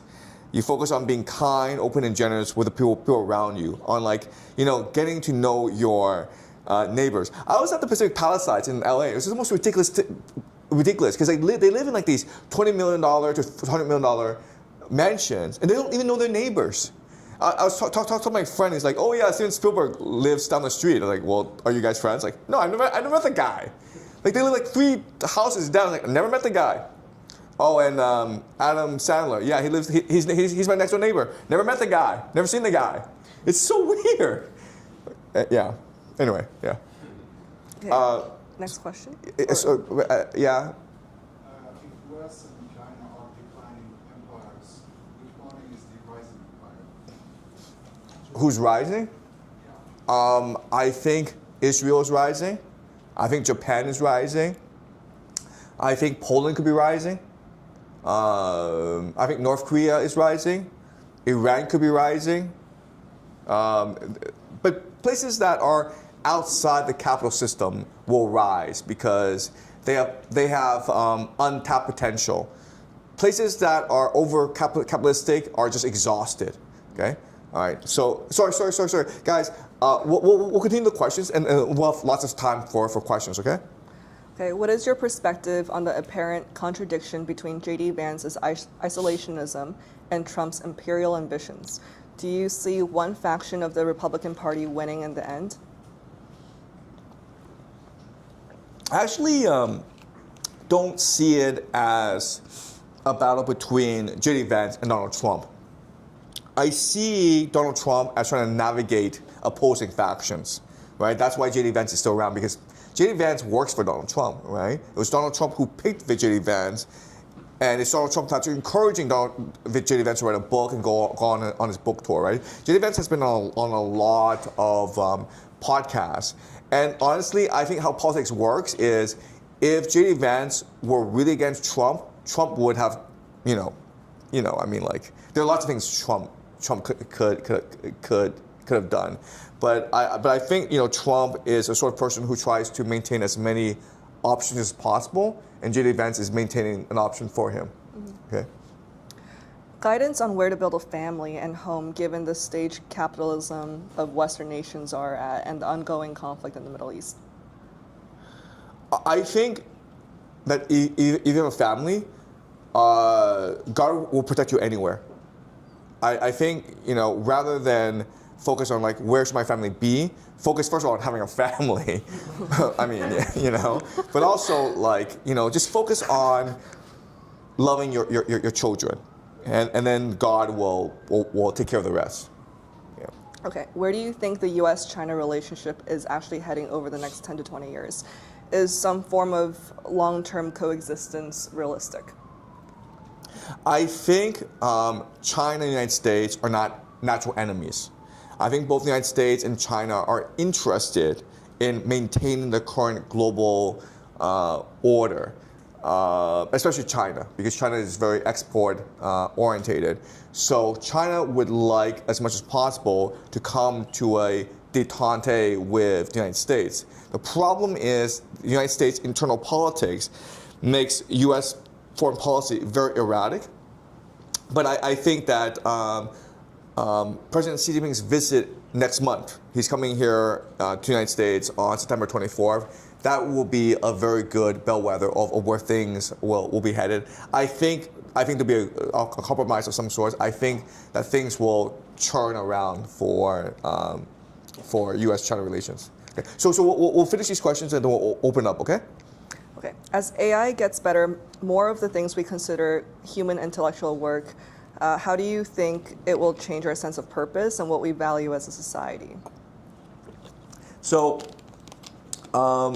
I think AI is a dead end. I think there's a limit to AI. And the reason why is AI is completely dependent on the global supply chain, right? So you need to be able to access rare earths, lithium, silver, really cheaply from around the globe. But if these supply chains are breaking down, then it's very hard to take AI to the next level. And you ask yourself, in a time of global disruption, is AI really the best place to invest your money? So I think that we've basically reached the peak of AI, and I'm not very optimistic about where AI will take us. Okay, if you could redesign high school education from scratch, what 3 changes would be best for preparing students for the next 20 years? So I would say the major problem with high school education is it's fundamentally about indoctrination. And it's trying to indoctrinate students in a very materialistic worldview. And I think that if you really want students to be engaged, if you really want students to ask good questions, to really want to learn, you need to teach them the occult. You need to teach them like things like the Kabbalah. You need to focus on the great books, Homer, Dante, and you need to make school relevant, right? So you need to school needs to be a place where students can learn about the world as opposed to be separate from the world. You mentioned that we imagine reality. How can we determine that this imagination is sourced from God or Satan? In other words, how can we trust our imagination? I mean, I think that the imagination can only come from the monad.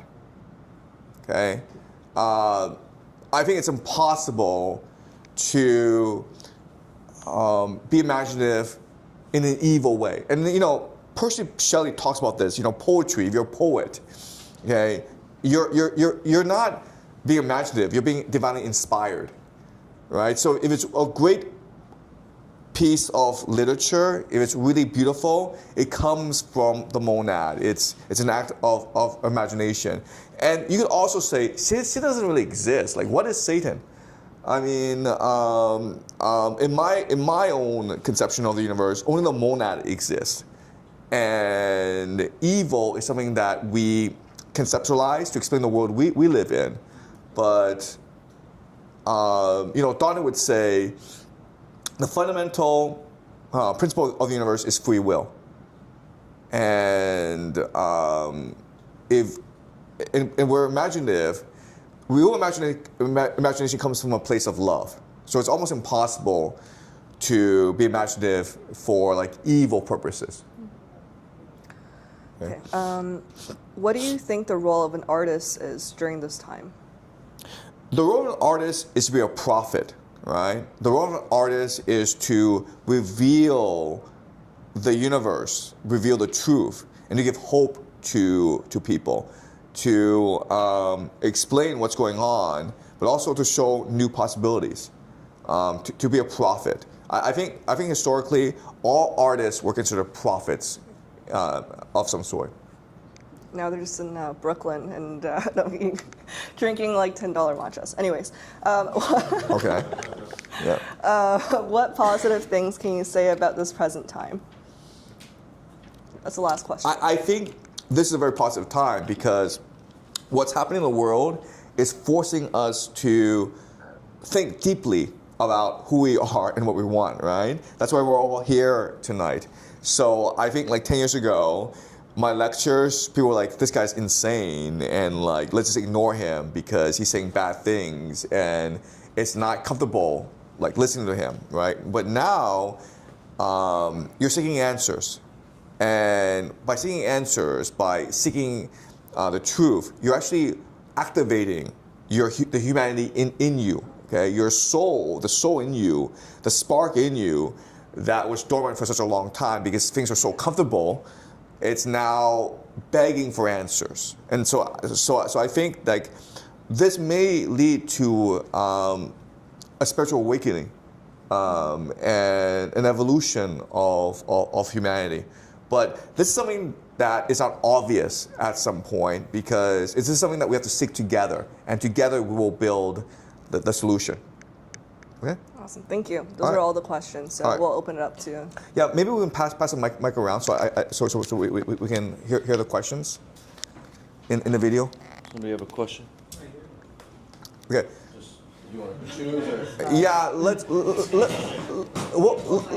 just pass it around, okay? Yeah, so. Thank you so much for giving this lecture. So you constantly return to Dante as kind of the paradigmatic great books author who kind of redefined human experience and provided a way to view reality in a positive way. Are there any other great books, especially written among like following modernity? I'm thinking of like Ulysses or like In Search of Lost Time, or books even written now that you see as providing kind of instruction manuals to our imagination to navigate the complexities of modern life? Yeah, that's a great question. So I really like the Russian novelists, so Dostoevsky and Tolstoy. Anna Karenina, I think is really the best novel ever written. Anna Karenina. And then Dostoevsky is always wonderful. Crime and Punishment, the brothers Karamazov. But really, modern writers, yeah. So I really like what's his name? Who wrote Cathedral? Raymond Carver, is that his name? Yeah, I like Raymond Carver a lot. I think that his stories just force you to think very deeply, and they're very emotional. So I would recommend Raymond Carver, Cathedral. Yeah. Okay. Hey, Professor. So your argument is that Israel is the next, big world power. Money's flowing to Israel, etc. And you've always said that Israel has a high birth rate, 3 children per woman. But the demographic of Israel going forward, most births are towards the Hasidic Jews or the Palestinian Israelis, the Arab Israelis, right? So that will lead to a very different Israel 50 years or 30 years from now. Yeah. So, does that not change your Pax Judaica argument, essentially? Right. So Israel, the Israelis do not want Pax Judaica. Okay? The Israelis are perfectly happy with the way things are as they are. And unfortunately, there are some Messianic Jews, mainly Chabad Lubavitch. I'm not sure if you guys know what Chabad Lubavitch is. But like, they're trying to usher in the end times. And they're out of control. So what's been happening is this sort of internal contradiction. It's being externalized, right? So you guys may know, like, a lot of Israelis are buying up property in the Mediterranean, in Greece and Cyprus. They're moving to Argentina. The reason why is they don't like the Messianic Jews, right? So rather than fight them, which would lead to a civil war, they're just like, screw this, we'll just move elsewhere, right? So they're moving to Argentina, they're moving to the Mediterranean, They're moving to Australia, these places. But what this means is that if these people are leaving, okay, people from Tel Aviv are leaving, that means that Israel becomes even more Messianic, right? The settlers have even more power. And so I see Israel transforming from a democracy to a theocracy in the next few years. I think this election in October will be very telling. It'll be very interesting to see what happens. But the idea of Israel as a democracy can't last, okay? For Pax Judaica to take shape, what has to happen is you have to have a priest class, the theocracy, and you bring in like millions of immigrants from India, and they become basically your slave class, and that's what they want to, and that's what they want to create.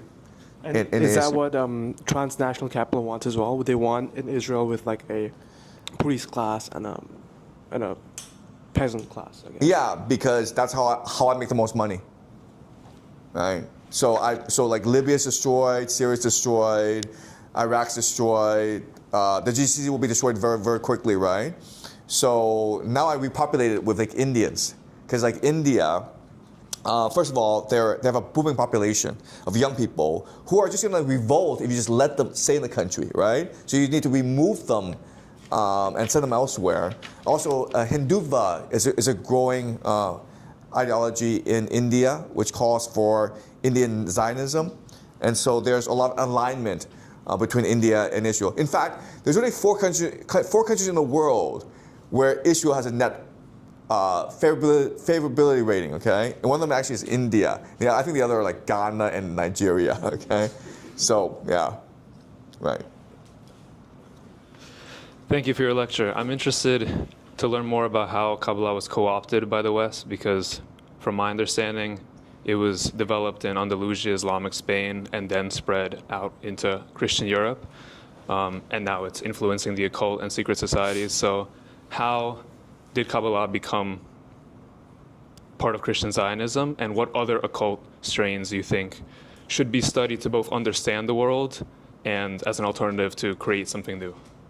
Okay, so Kabbalah is interesting because what Kabbalah is doing, really, if you think about it, it's taking like Egyptian Hermeticism and Gnosticism and applying it to the Bible, okay? Mm-hmm. So what makes the Kabbalah distinct from, say, Gnosticism and Hermeticism is, and Neoplatonism is that for them, the mind of God is not really decipherable. You can't really understand the mind of God. But for Kabbalists, they're like, well, if the Bible is the Word of God, right? And the Bible is comprised of Hebrew alphabet, mm-hmm. then we can imagine that the Hebrew alphabet and numbers, numerology, are the fundamental tools that God uses to create the universe. So if we are able to interpret the Hebrew alphabet and then mm-hmm. numerology in a certain way, then we're able to reconstruct the very fabric of the universe, okay? That's what makes Kabbalah distinct from other things.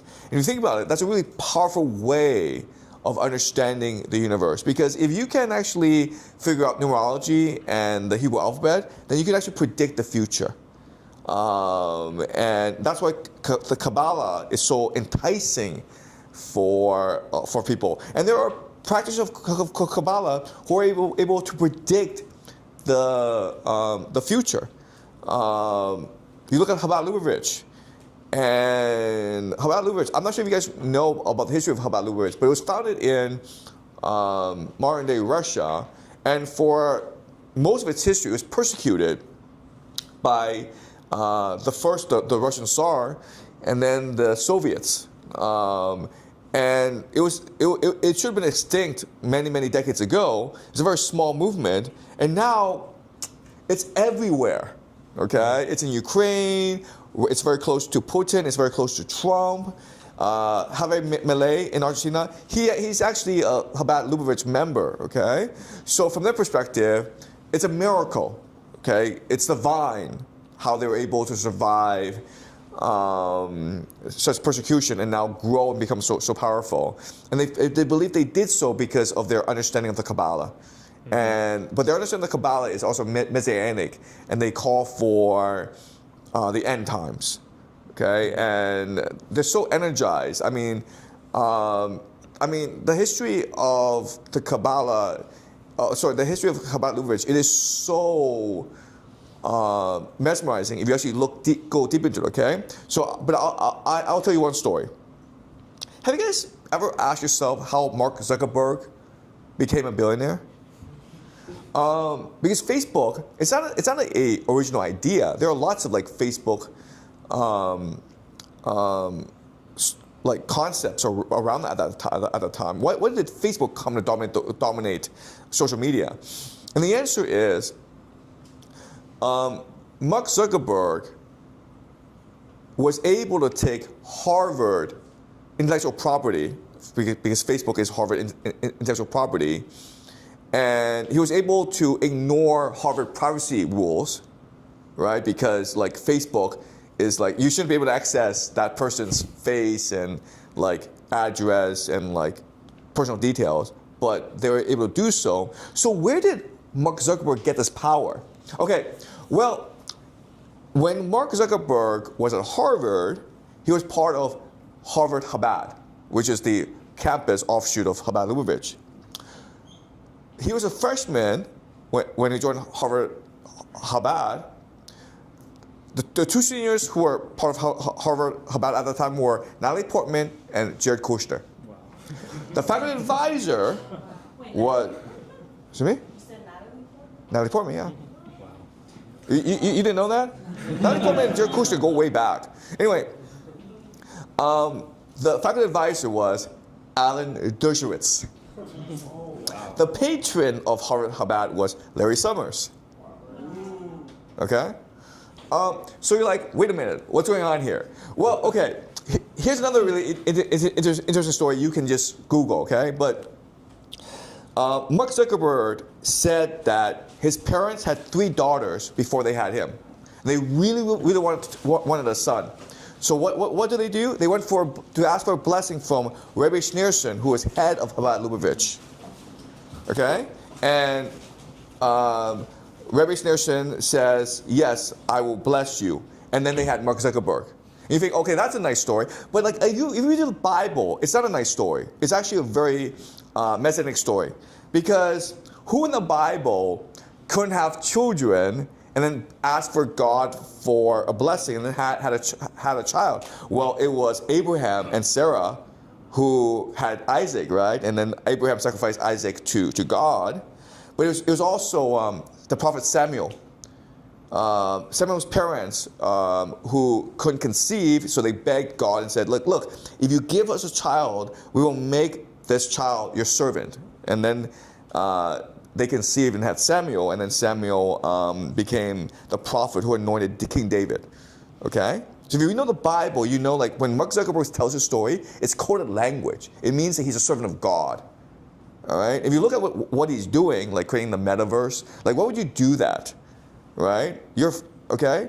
So there are a lot of really strange things about Facebook and Mark Zuckerberg.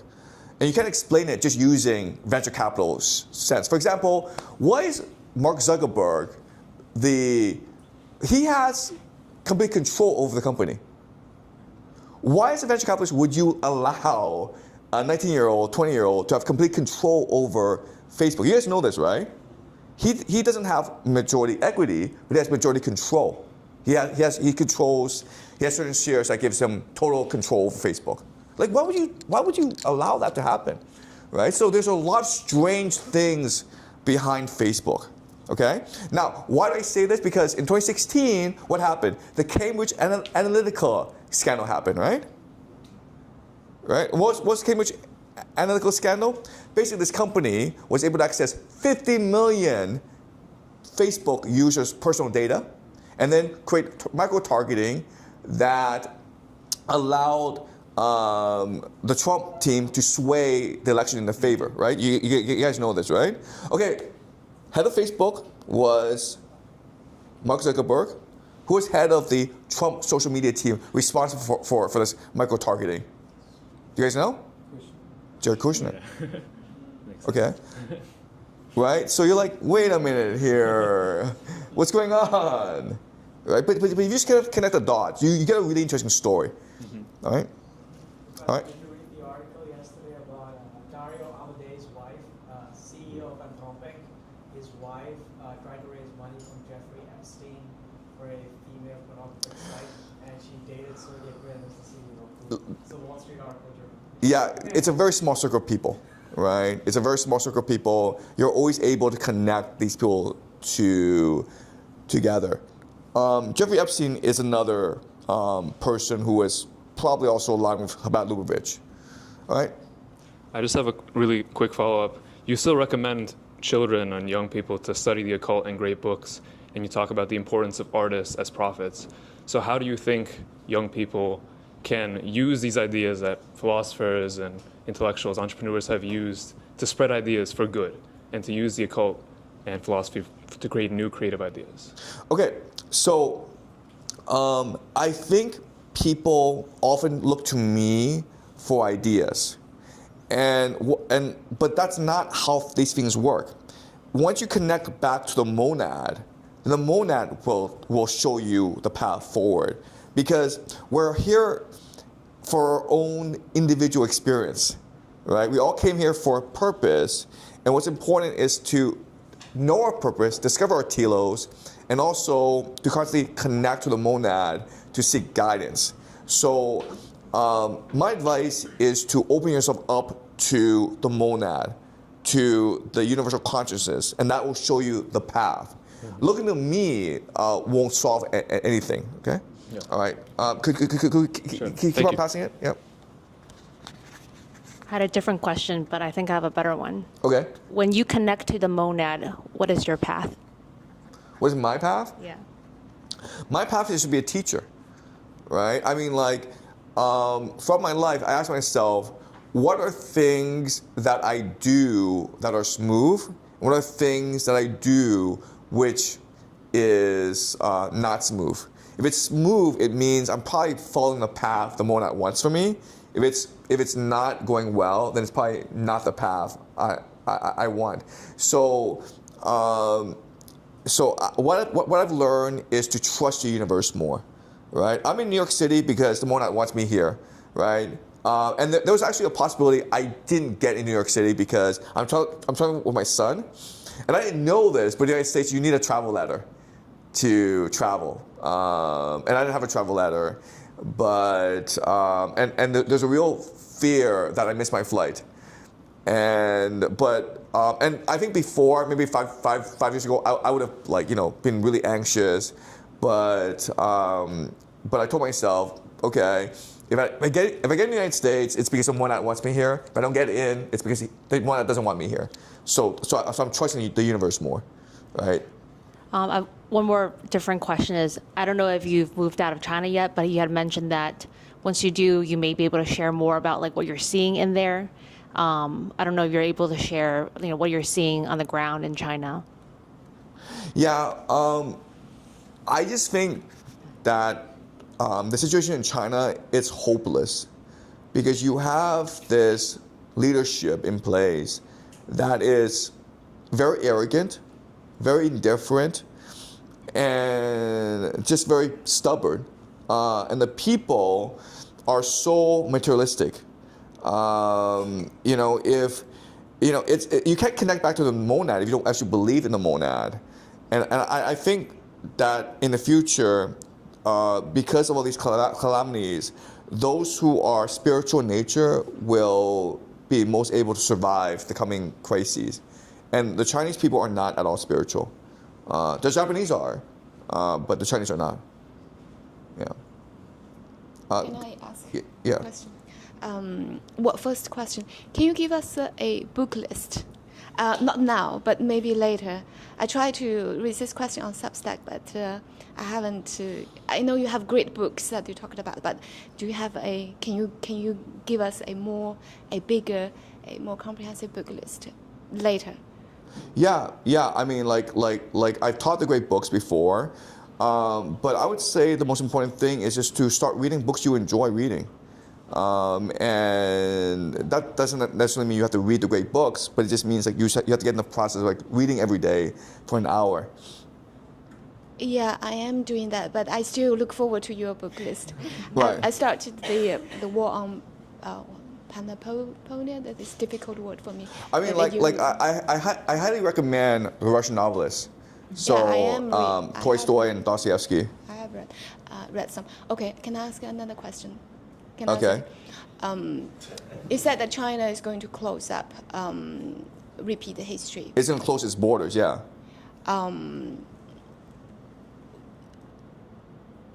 But what will happen to China after he's 74 years old, I believe.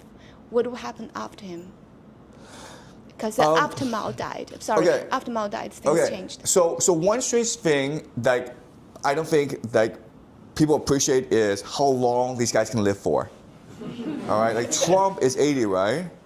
And like I was talking to some friends in Los Angeles, and they're convinced like he cannot finish his term. You know, he's gonna die in office, or he was forced to resign. And like these guys, they're where they are because they have this steel determination they love power. And so if you put them in a position of power, they can live for a long, long time, right? So look at someone like Biden, the guy was senile. I mean, like the guy's brain did not function, but he was able to like finish his term, right? I mean, like in the year 2020, and we had a bet. Is Biden able to finish his term given his medical ailments? And I think most people would be like, no, he won't be able to finish his term. And Kamala Harris will be the first female president of the United States. I think most people would say that. People who are in the know, right? People who knew his predicament would say that. But he finished his term. So I think it's hard to appreciate how once you're in that position, whether you be Putin or Xi or Trump, you never want to let go. You want to cling on until they snatch it from you. But they will die. Eventually. Says who? How do you know? How do you know they'll die? Nobody has lived forever. How do you know that? You mean the latest technological live forever? I think modern technology will surprise you. I think nowadays with the idea of like blood transfusion and organ transplants, and remember they have like the access to the most advanced technology in the world. If she never dies, then where is the hope for China? Do you see any hope if she never dies? I didn't say they will never die, but I'm just saying like we don't know when they will die. And I think they will live a lot longer than you assume they will live. Okay, but we'll continue. Yes. You use the word monad and God a lot. What makes you believe in? Do you believe in God, a God, or do you use like God and monad interchangeably? And I guess what makes you believe? Yeah, I mean, like, so for me, why I like the idea of the monad is it explains a lot of issues that I couldn't explain before. So for example, human consciousness is something that I could never explain before, right? And I did a lot of research in neuroscience. I know about how memory forms and how the brain works and the synapse and all of that, but it was never really fulfilling. It didn't really explain to me what was going on. And now with the monad, an idea like our consciousness is scattered across different dimensions, and our ideas, our intuition comes to us from the monad. That I think makes a lot more sense than the traditional neuroscience materialistic perspective. Okay, so for me, it's just satisfying to think that there's a monad, and so I just went through life not being able to answer a lot of questions, and the monad helps me answer all the questions, and emotionally in my heart, I believe it's right. Right, because at the end of the day, you can only trust your heart. You can only trust yourself, and anyone who tells you not to trust yourself, trust the science, well, that person is probably Tony Fauci, right? And like you shouldn't trust the guy. Yeah. Well, yeah. Yeah. Okay. Well, the lots of questions at the back. Okay. We'll just pass it around. Okay. Thank you, Professor, for the lecture. So across multiple podcasts and in this lecture too, you kind of alluded to like a Bronze Age type collapse in the next 50 years. Yeah. And what really kind of like especially if reality kind of plays according to the model that you built out, you use the term Bronze Age collapse instead of something like there have been great dips in history, throughout history, like the Great Depression or after World War II, but you kind of like comparing the next 50 years to the Bronze Age collapse that ushered like around half a millennia of like dark ages. Like, first of all, what's the probability, in your honest opinion, of that actually happening? And number two, like what will actually happen that you compare to the Bronze Age collapse and not to something like the Great Depression or like after World War II? Yeah, so I think like my logic is very simple. Right now, there are 8 billion people in the world. And these 8 billion people, they all want to live, right? They all want to survive. The problem is like we are able to support 8 billion people because of access to cheap energy, mainly from the Middle East, okay? If you remove the GCC from the equation, like let's pretend the GCC doesn't even exist. Well, you would lose access to fertilizer. Not all fertilizer, but a lot of fertilizer. You would lose access to cheap energy. Then there's a possibility of famine in Africa, of social revolution throughout Europe. Okay, so what people don't appreciate about the Bronze Age collapse is things were perfectly normal until they weren't. Okay, if you lived during the Bronze Age, you would think, wow, we live in a perfect world because everything is interconnected. And you assume that this interconnection leads to resilience. It leads to dexterity. But it's the opposite. It actually leads to fragility. And so if there's one problem that arises somewhere, it cascades across the entire world. And look, again, I hate to say this, but like you've got 8 billion people and there are only resources enough to support 2 billion people. And this includes water and food, right? So what are people gonna do? You have kids and you're in Africa and like there's not enough food and water. What do? Well, you migrate, right? You migrate, you join bands of pirates, bandits, because that's the best way to survive. Then you become an army, right? Then you're trying to overwhelm the defense of Europe, which leads to wars. That's what happened. This is what happened during the Bronze Age. The migration is going to be a huge problem in this world over the next 10 years because there's not enough food to feed people. Famine is going to be a huge issue, and this will lead to war. This is not World War III. This is the breakdown of civilization.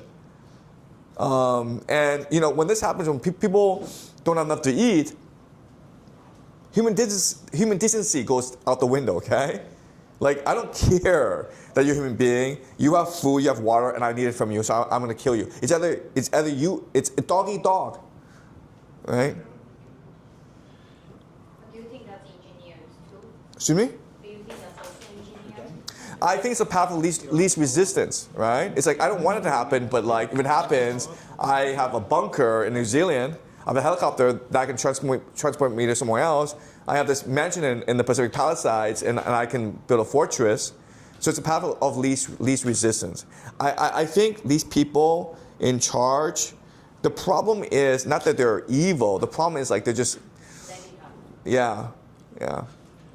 Do you have a vivid picture in your head, like how this will look like? Because I remember you talking about it in a podcast where you believe that in the next 50 years, like humanity, there will be like 2 sects of humanity. One will believe in AI as a god, and the other one will like not reject AI as a god. Like, is that a part of your like model of like how this collapse will look like?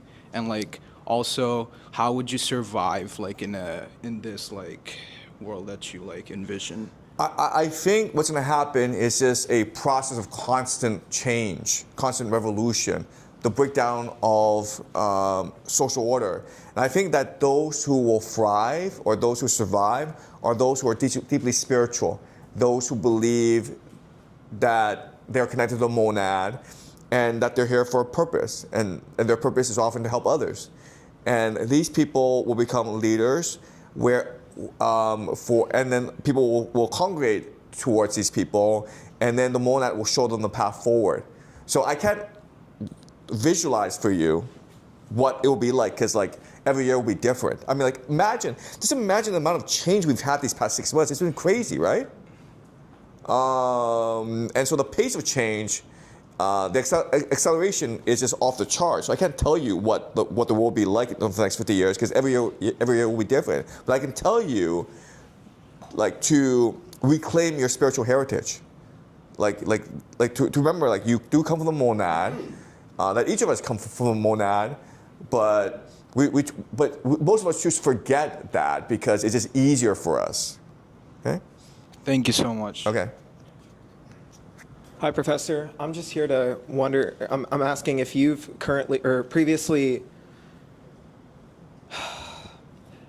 the national draft, you've alluded to it many times, you talked about it a lot. I just don't see how it's feasible. I'm 22 years old. Yeah. I was previously enlisted to go into the Marines before tearing my rotator cuff. I have a lot of friends that are actively in the military. You know, there was recently a news story where people are throwing themselves off of ships currently. Yes. I mean, I just don't see how it's feasible, how a draft could possibly happen. Everybody my age is currently being propagandized to hate Israel, to hate America. How are they going to use us as a tool to work for them?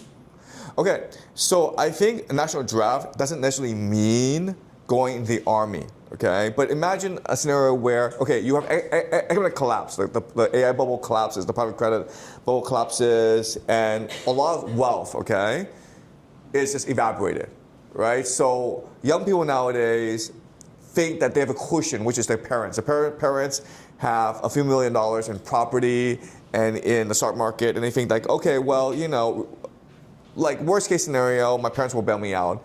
And so, but like, let's imagine a scenario where the stock market collapses, the economy is in tatters. Now people are desperate. Now you have a Great Depression scenario, right? And what's the solution to the Great Depression? Basically a national draft, right? Basically jobs for everyone, and then sending everyone to World War II. And then when World War II happened, because of 10 years of like desperation and anxiety, people were happy to go to war.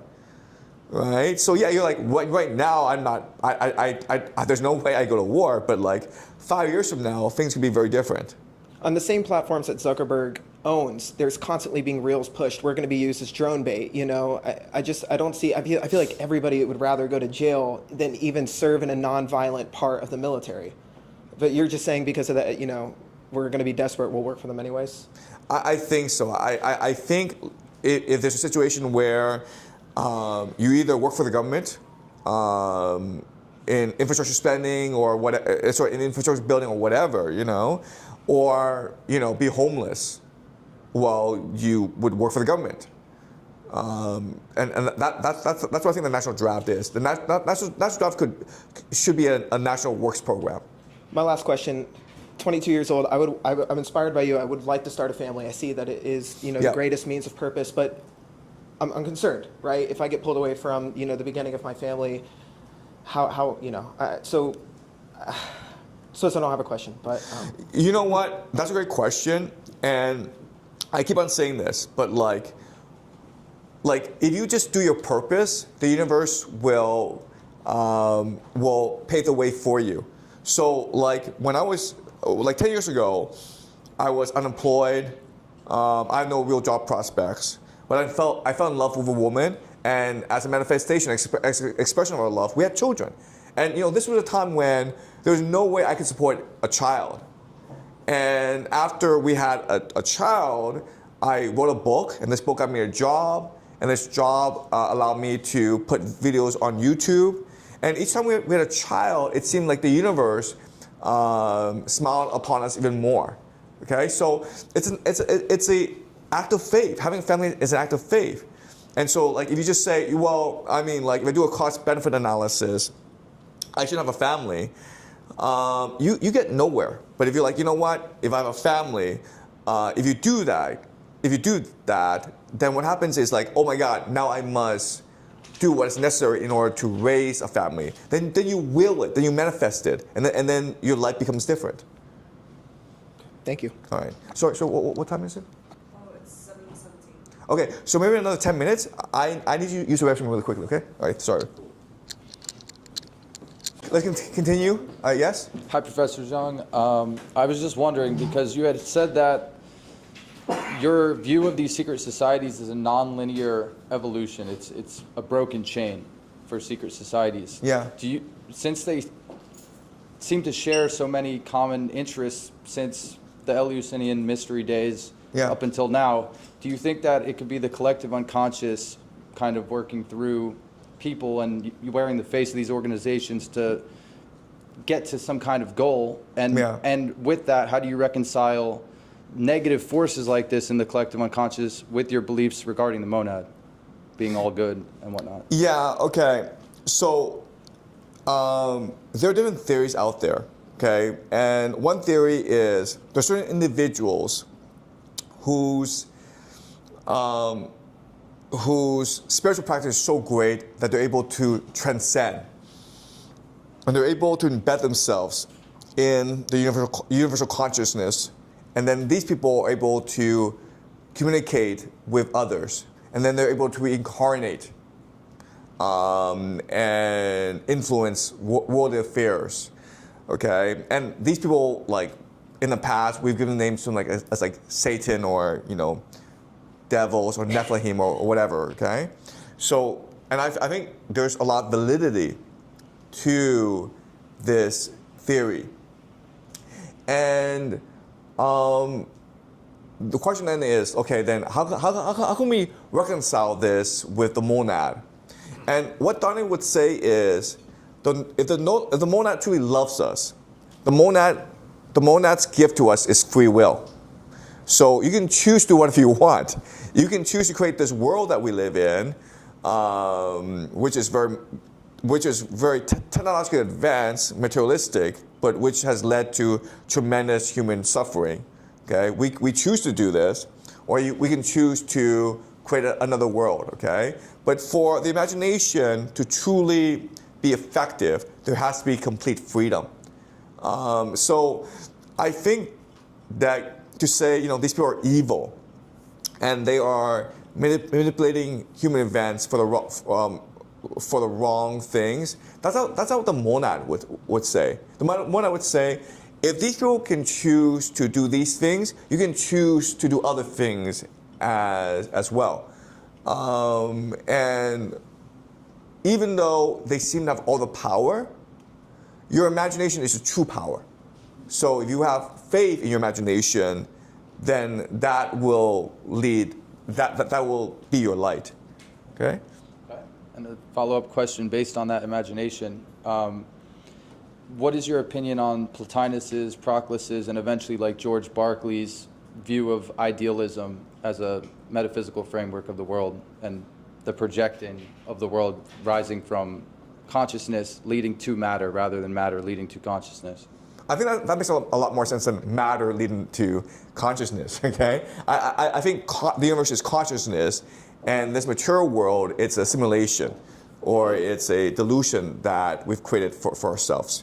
That explains a lot more than the reverse, where, so for example, how to explain consciousness? Right? If you just use the emergent materialistic framework, you cannot explain consciousness. And that's why they don't even bother trying to answer the question of where our consciousness comes from.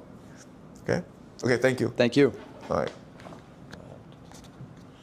Hi, Professor. Great to meet in person. 2 questions. Number one, as a could you ask just one, please? Yeah, okay. Sorry. Yeah, we're short on time, yeah. Okay.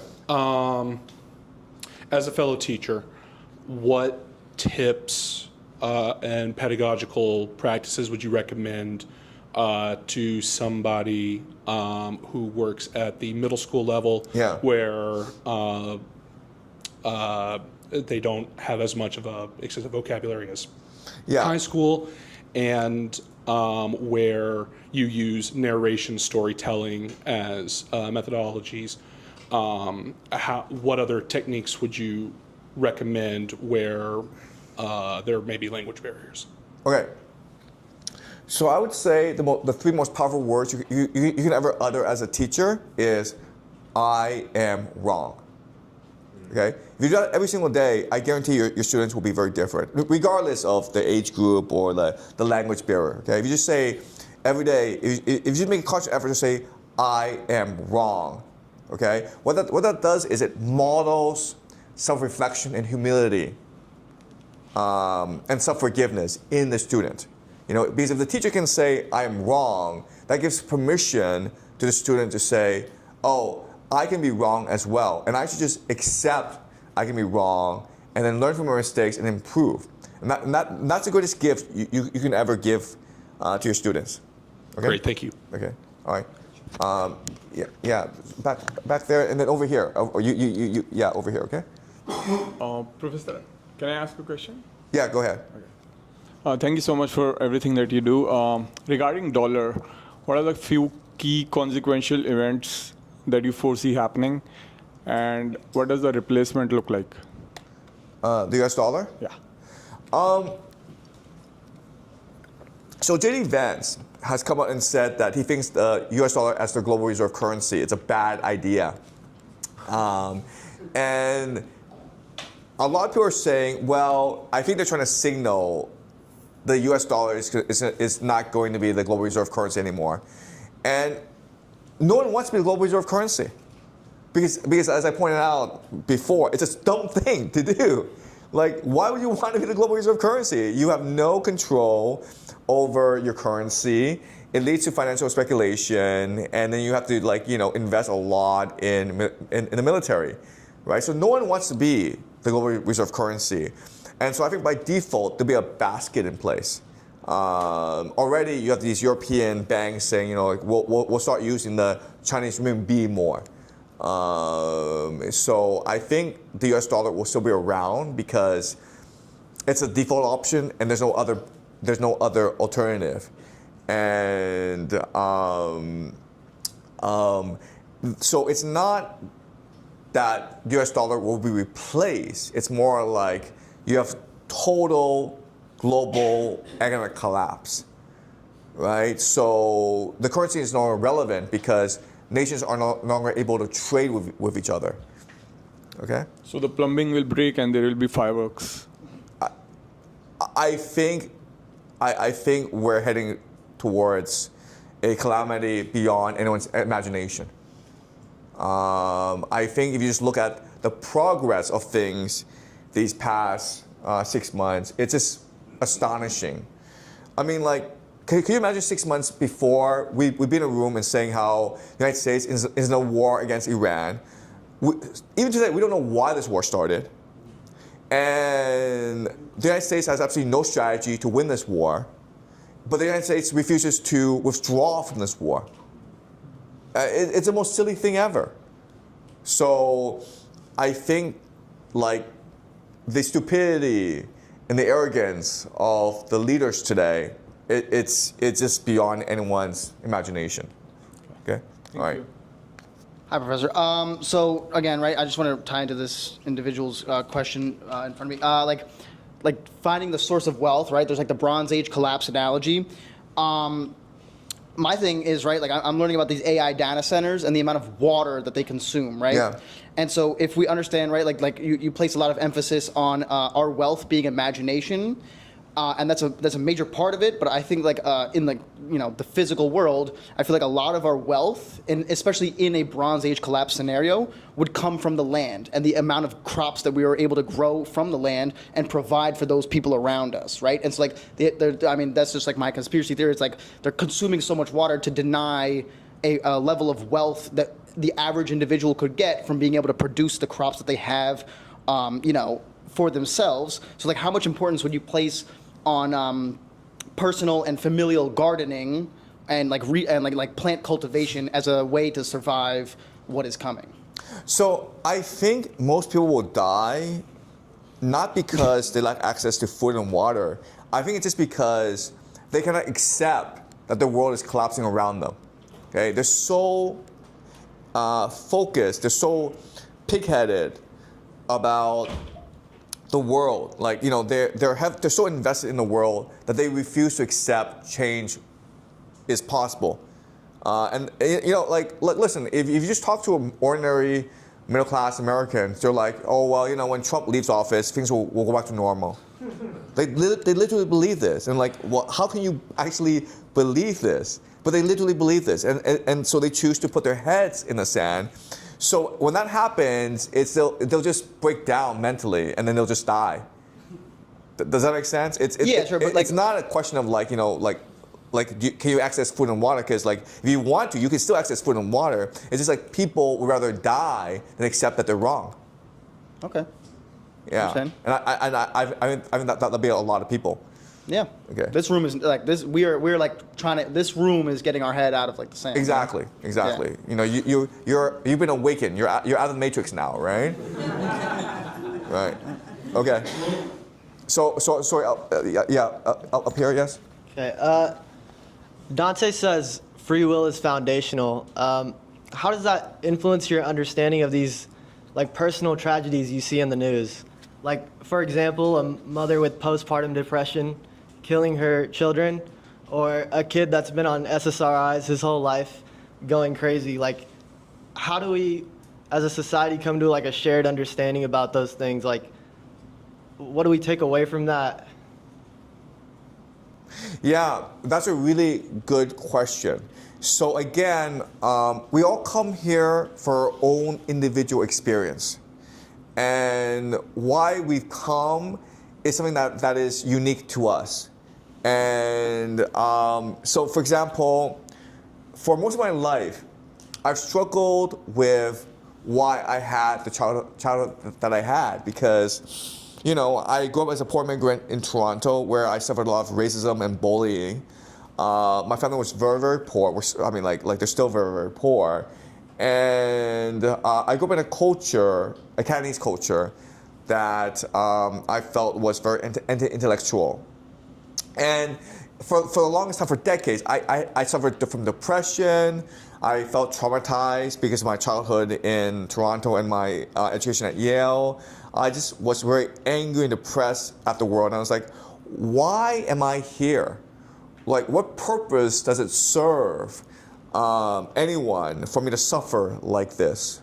There can't be a God, because no God would be this evil to make me suffer. I just felt like my life was just pointless, and there was no God. There couldn't be a God because it was so chaotic.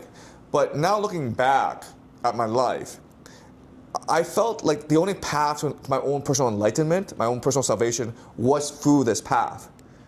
If I really wanted to open my eyes and see the truth, I needed an intense period of personal suffering and personal questioning. And there's really no other way, right? How am I able to be so creative? And I think that my creativity comes from these decades of personal trauma. And I'm not saying personal trauma leads to creativity, okay? I'm not saying that. I'm not saying go traumatize your kids, man, okay? I'm not saying that. But I'm saying we all came for a purpose. And this purpose determines a lot of things that happen in our life. And, I think that I came with a specific purpose of trying to enlighten others. And that means, first of all, seeking self-enlightenment. And that can be only done through personal tragedy and personal trauma. So I don't know why these things happen to people, but I would say, if they look deep within themselves, they will find a deeper meaning behind all these tragedies. I think a lot of people in this room, and I know certainly for myself, have gone through something traumatic that made them ask more questions about the world. Yes. And that's what opens them up to your ideas. That's right. So I don't know how to get through to people who haven't had that. It's like talking to a robot. they can't hear you out. Well, I've been a teacher for my entire adult life. And for the longest time, I was not reaching people. People thought I was crazy. Imagine 10 years ago, you're watching my YouTube videos. You would think I'm insane, And but I kept on doing what I'm doing because for me, it's not about reaching others. It's about learning things for myself. Like I have this passion for truth seeking, for my own personal enlightenment. And what others do and think doesn't really matter to me. But because I had this passion for truth seeking, that's allowed me to reach many people when the time is appropriate. So I would just say, do what is right in your heart. And what is right in your heart is to pursue the truth. Because I could imagine myself working a job I didn't like, saying things that I didn't believe, even though that's what most people do. But that's why I've been poor in my life, because I'd rather be poor than to live the lie. So a lot of things are just a personal choice, and what others choose, I think, are not really relevant. Okay. Sorry, but someone at the back, yes.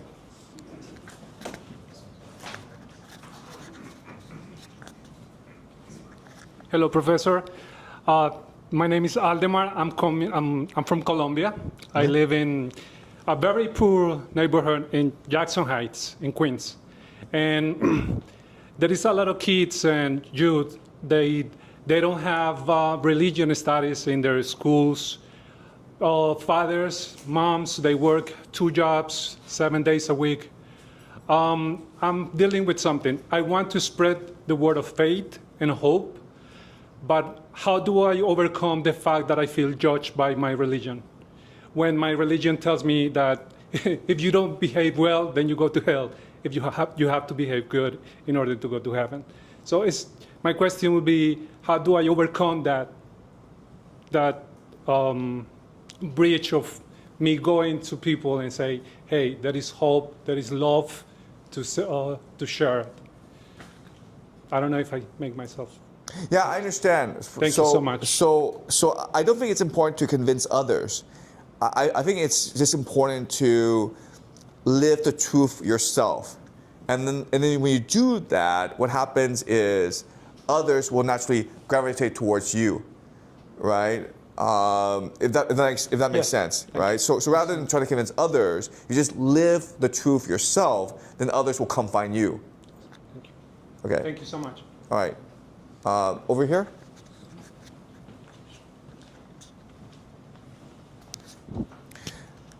Hi, Professor. So we'll do three more questions, okay? Because like the food's ready, and yeah.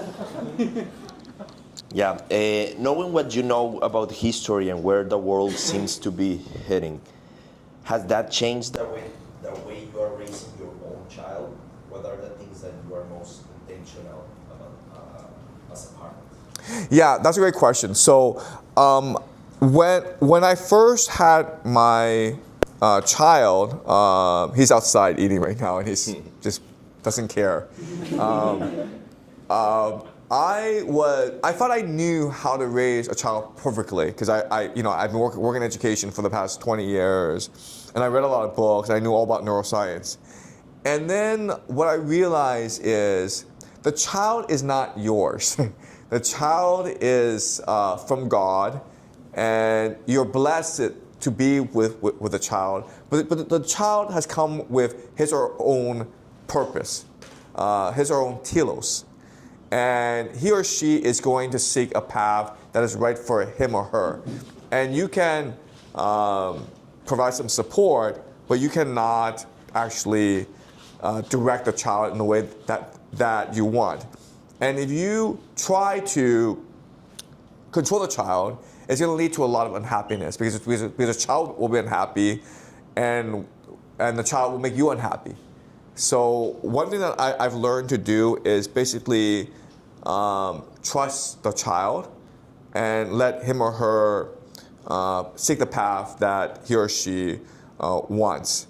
And so my child, who's 8, he doesn't speak any English because, well, I mean, he doesn't want to learn English, right? I speak English. If he wanted to learn English, he would ask me, "Can you teach me English?" He's never done that, right? So I've learned to let go, and see each child as a child of God and not as my child. Okay? Awesome. Thank you. Okay. Okay.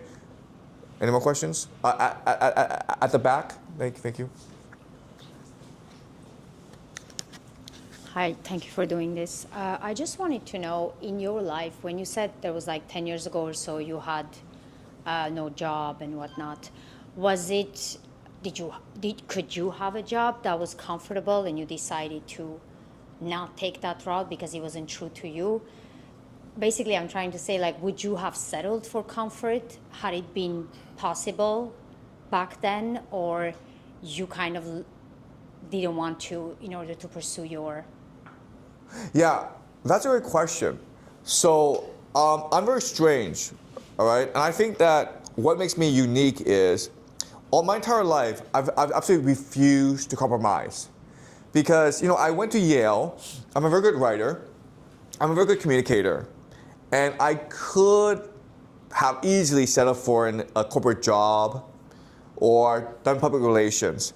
I mean, I could have also, in China, help students apply to Yale University. And that's very lucrative. But I just chose to live a life of poverty rather than compromise, rather than do things I don't like. And a lot of the reason why is when I do things I don't like, I can't sleep. So the most miserable 6 months of my life was when I was working for the United Nations in Afghanistan. And if you ever worked for the United Nations, okay, it is like the best job possible. It is the easiest job possible because no one actually does any work. And you're there collecting a huge paycheck, and it's very prestigious. And they give you this blue passport, and it's very it feels really good.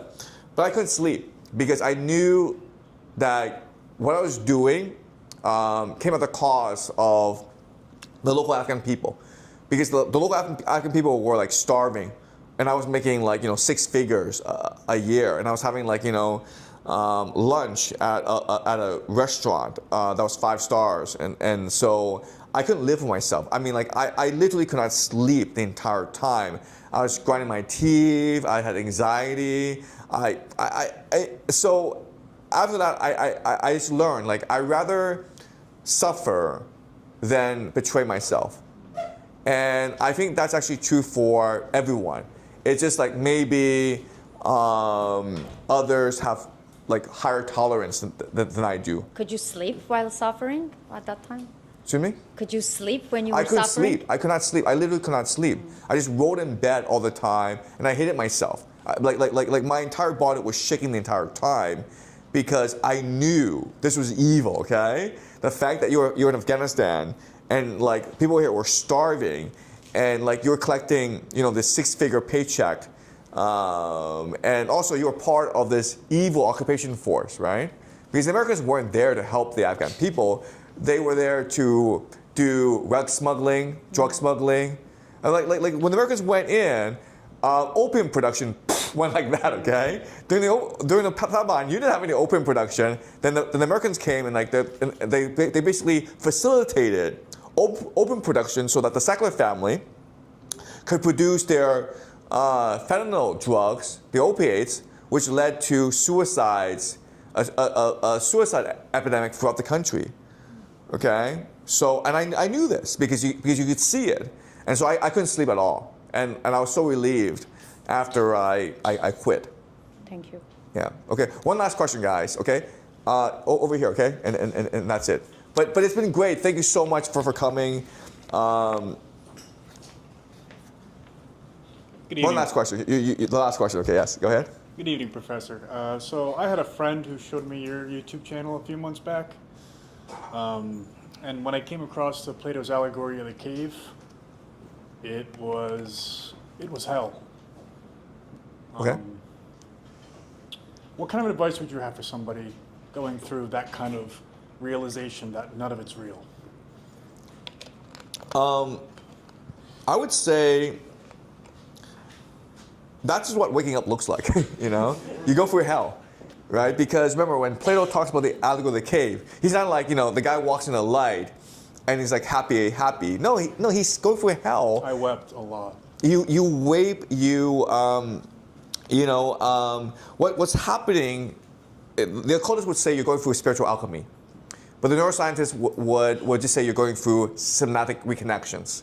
And it's a hellish process. It's like your brain is just literally reconfiguring itself to reconceive the world in a new way, right? I mean, it is hellish and it is painful, but like once you go through it, you can never go back.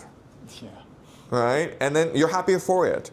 So, and I think that's why a lot of people don't go through this process, because they know that to see things in this way, even though it's a truth, it means basically abandoning everything that you've known and embracing the unknown.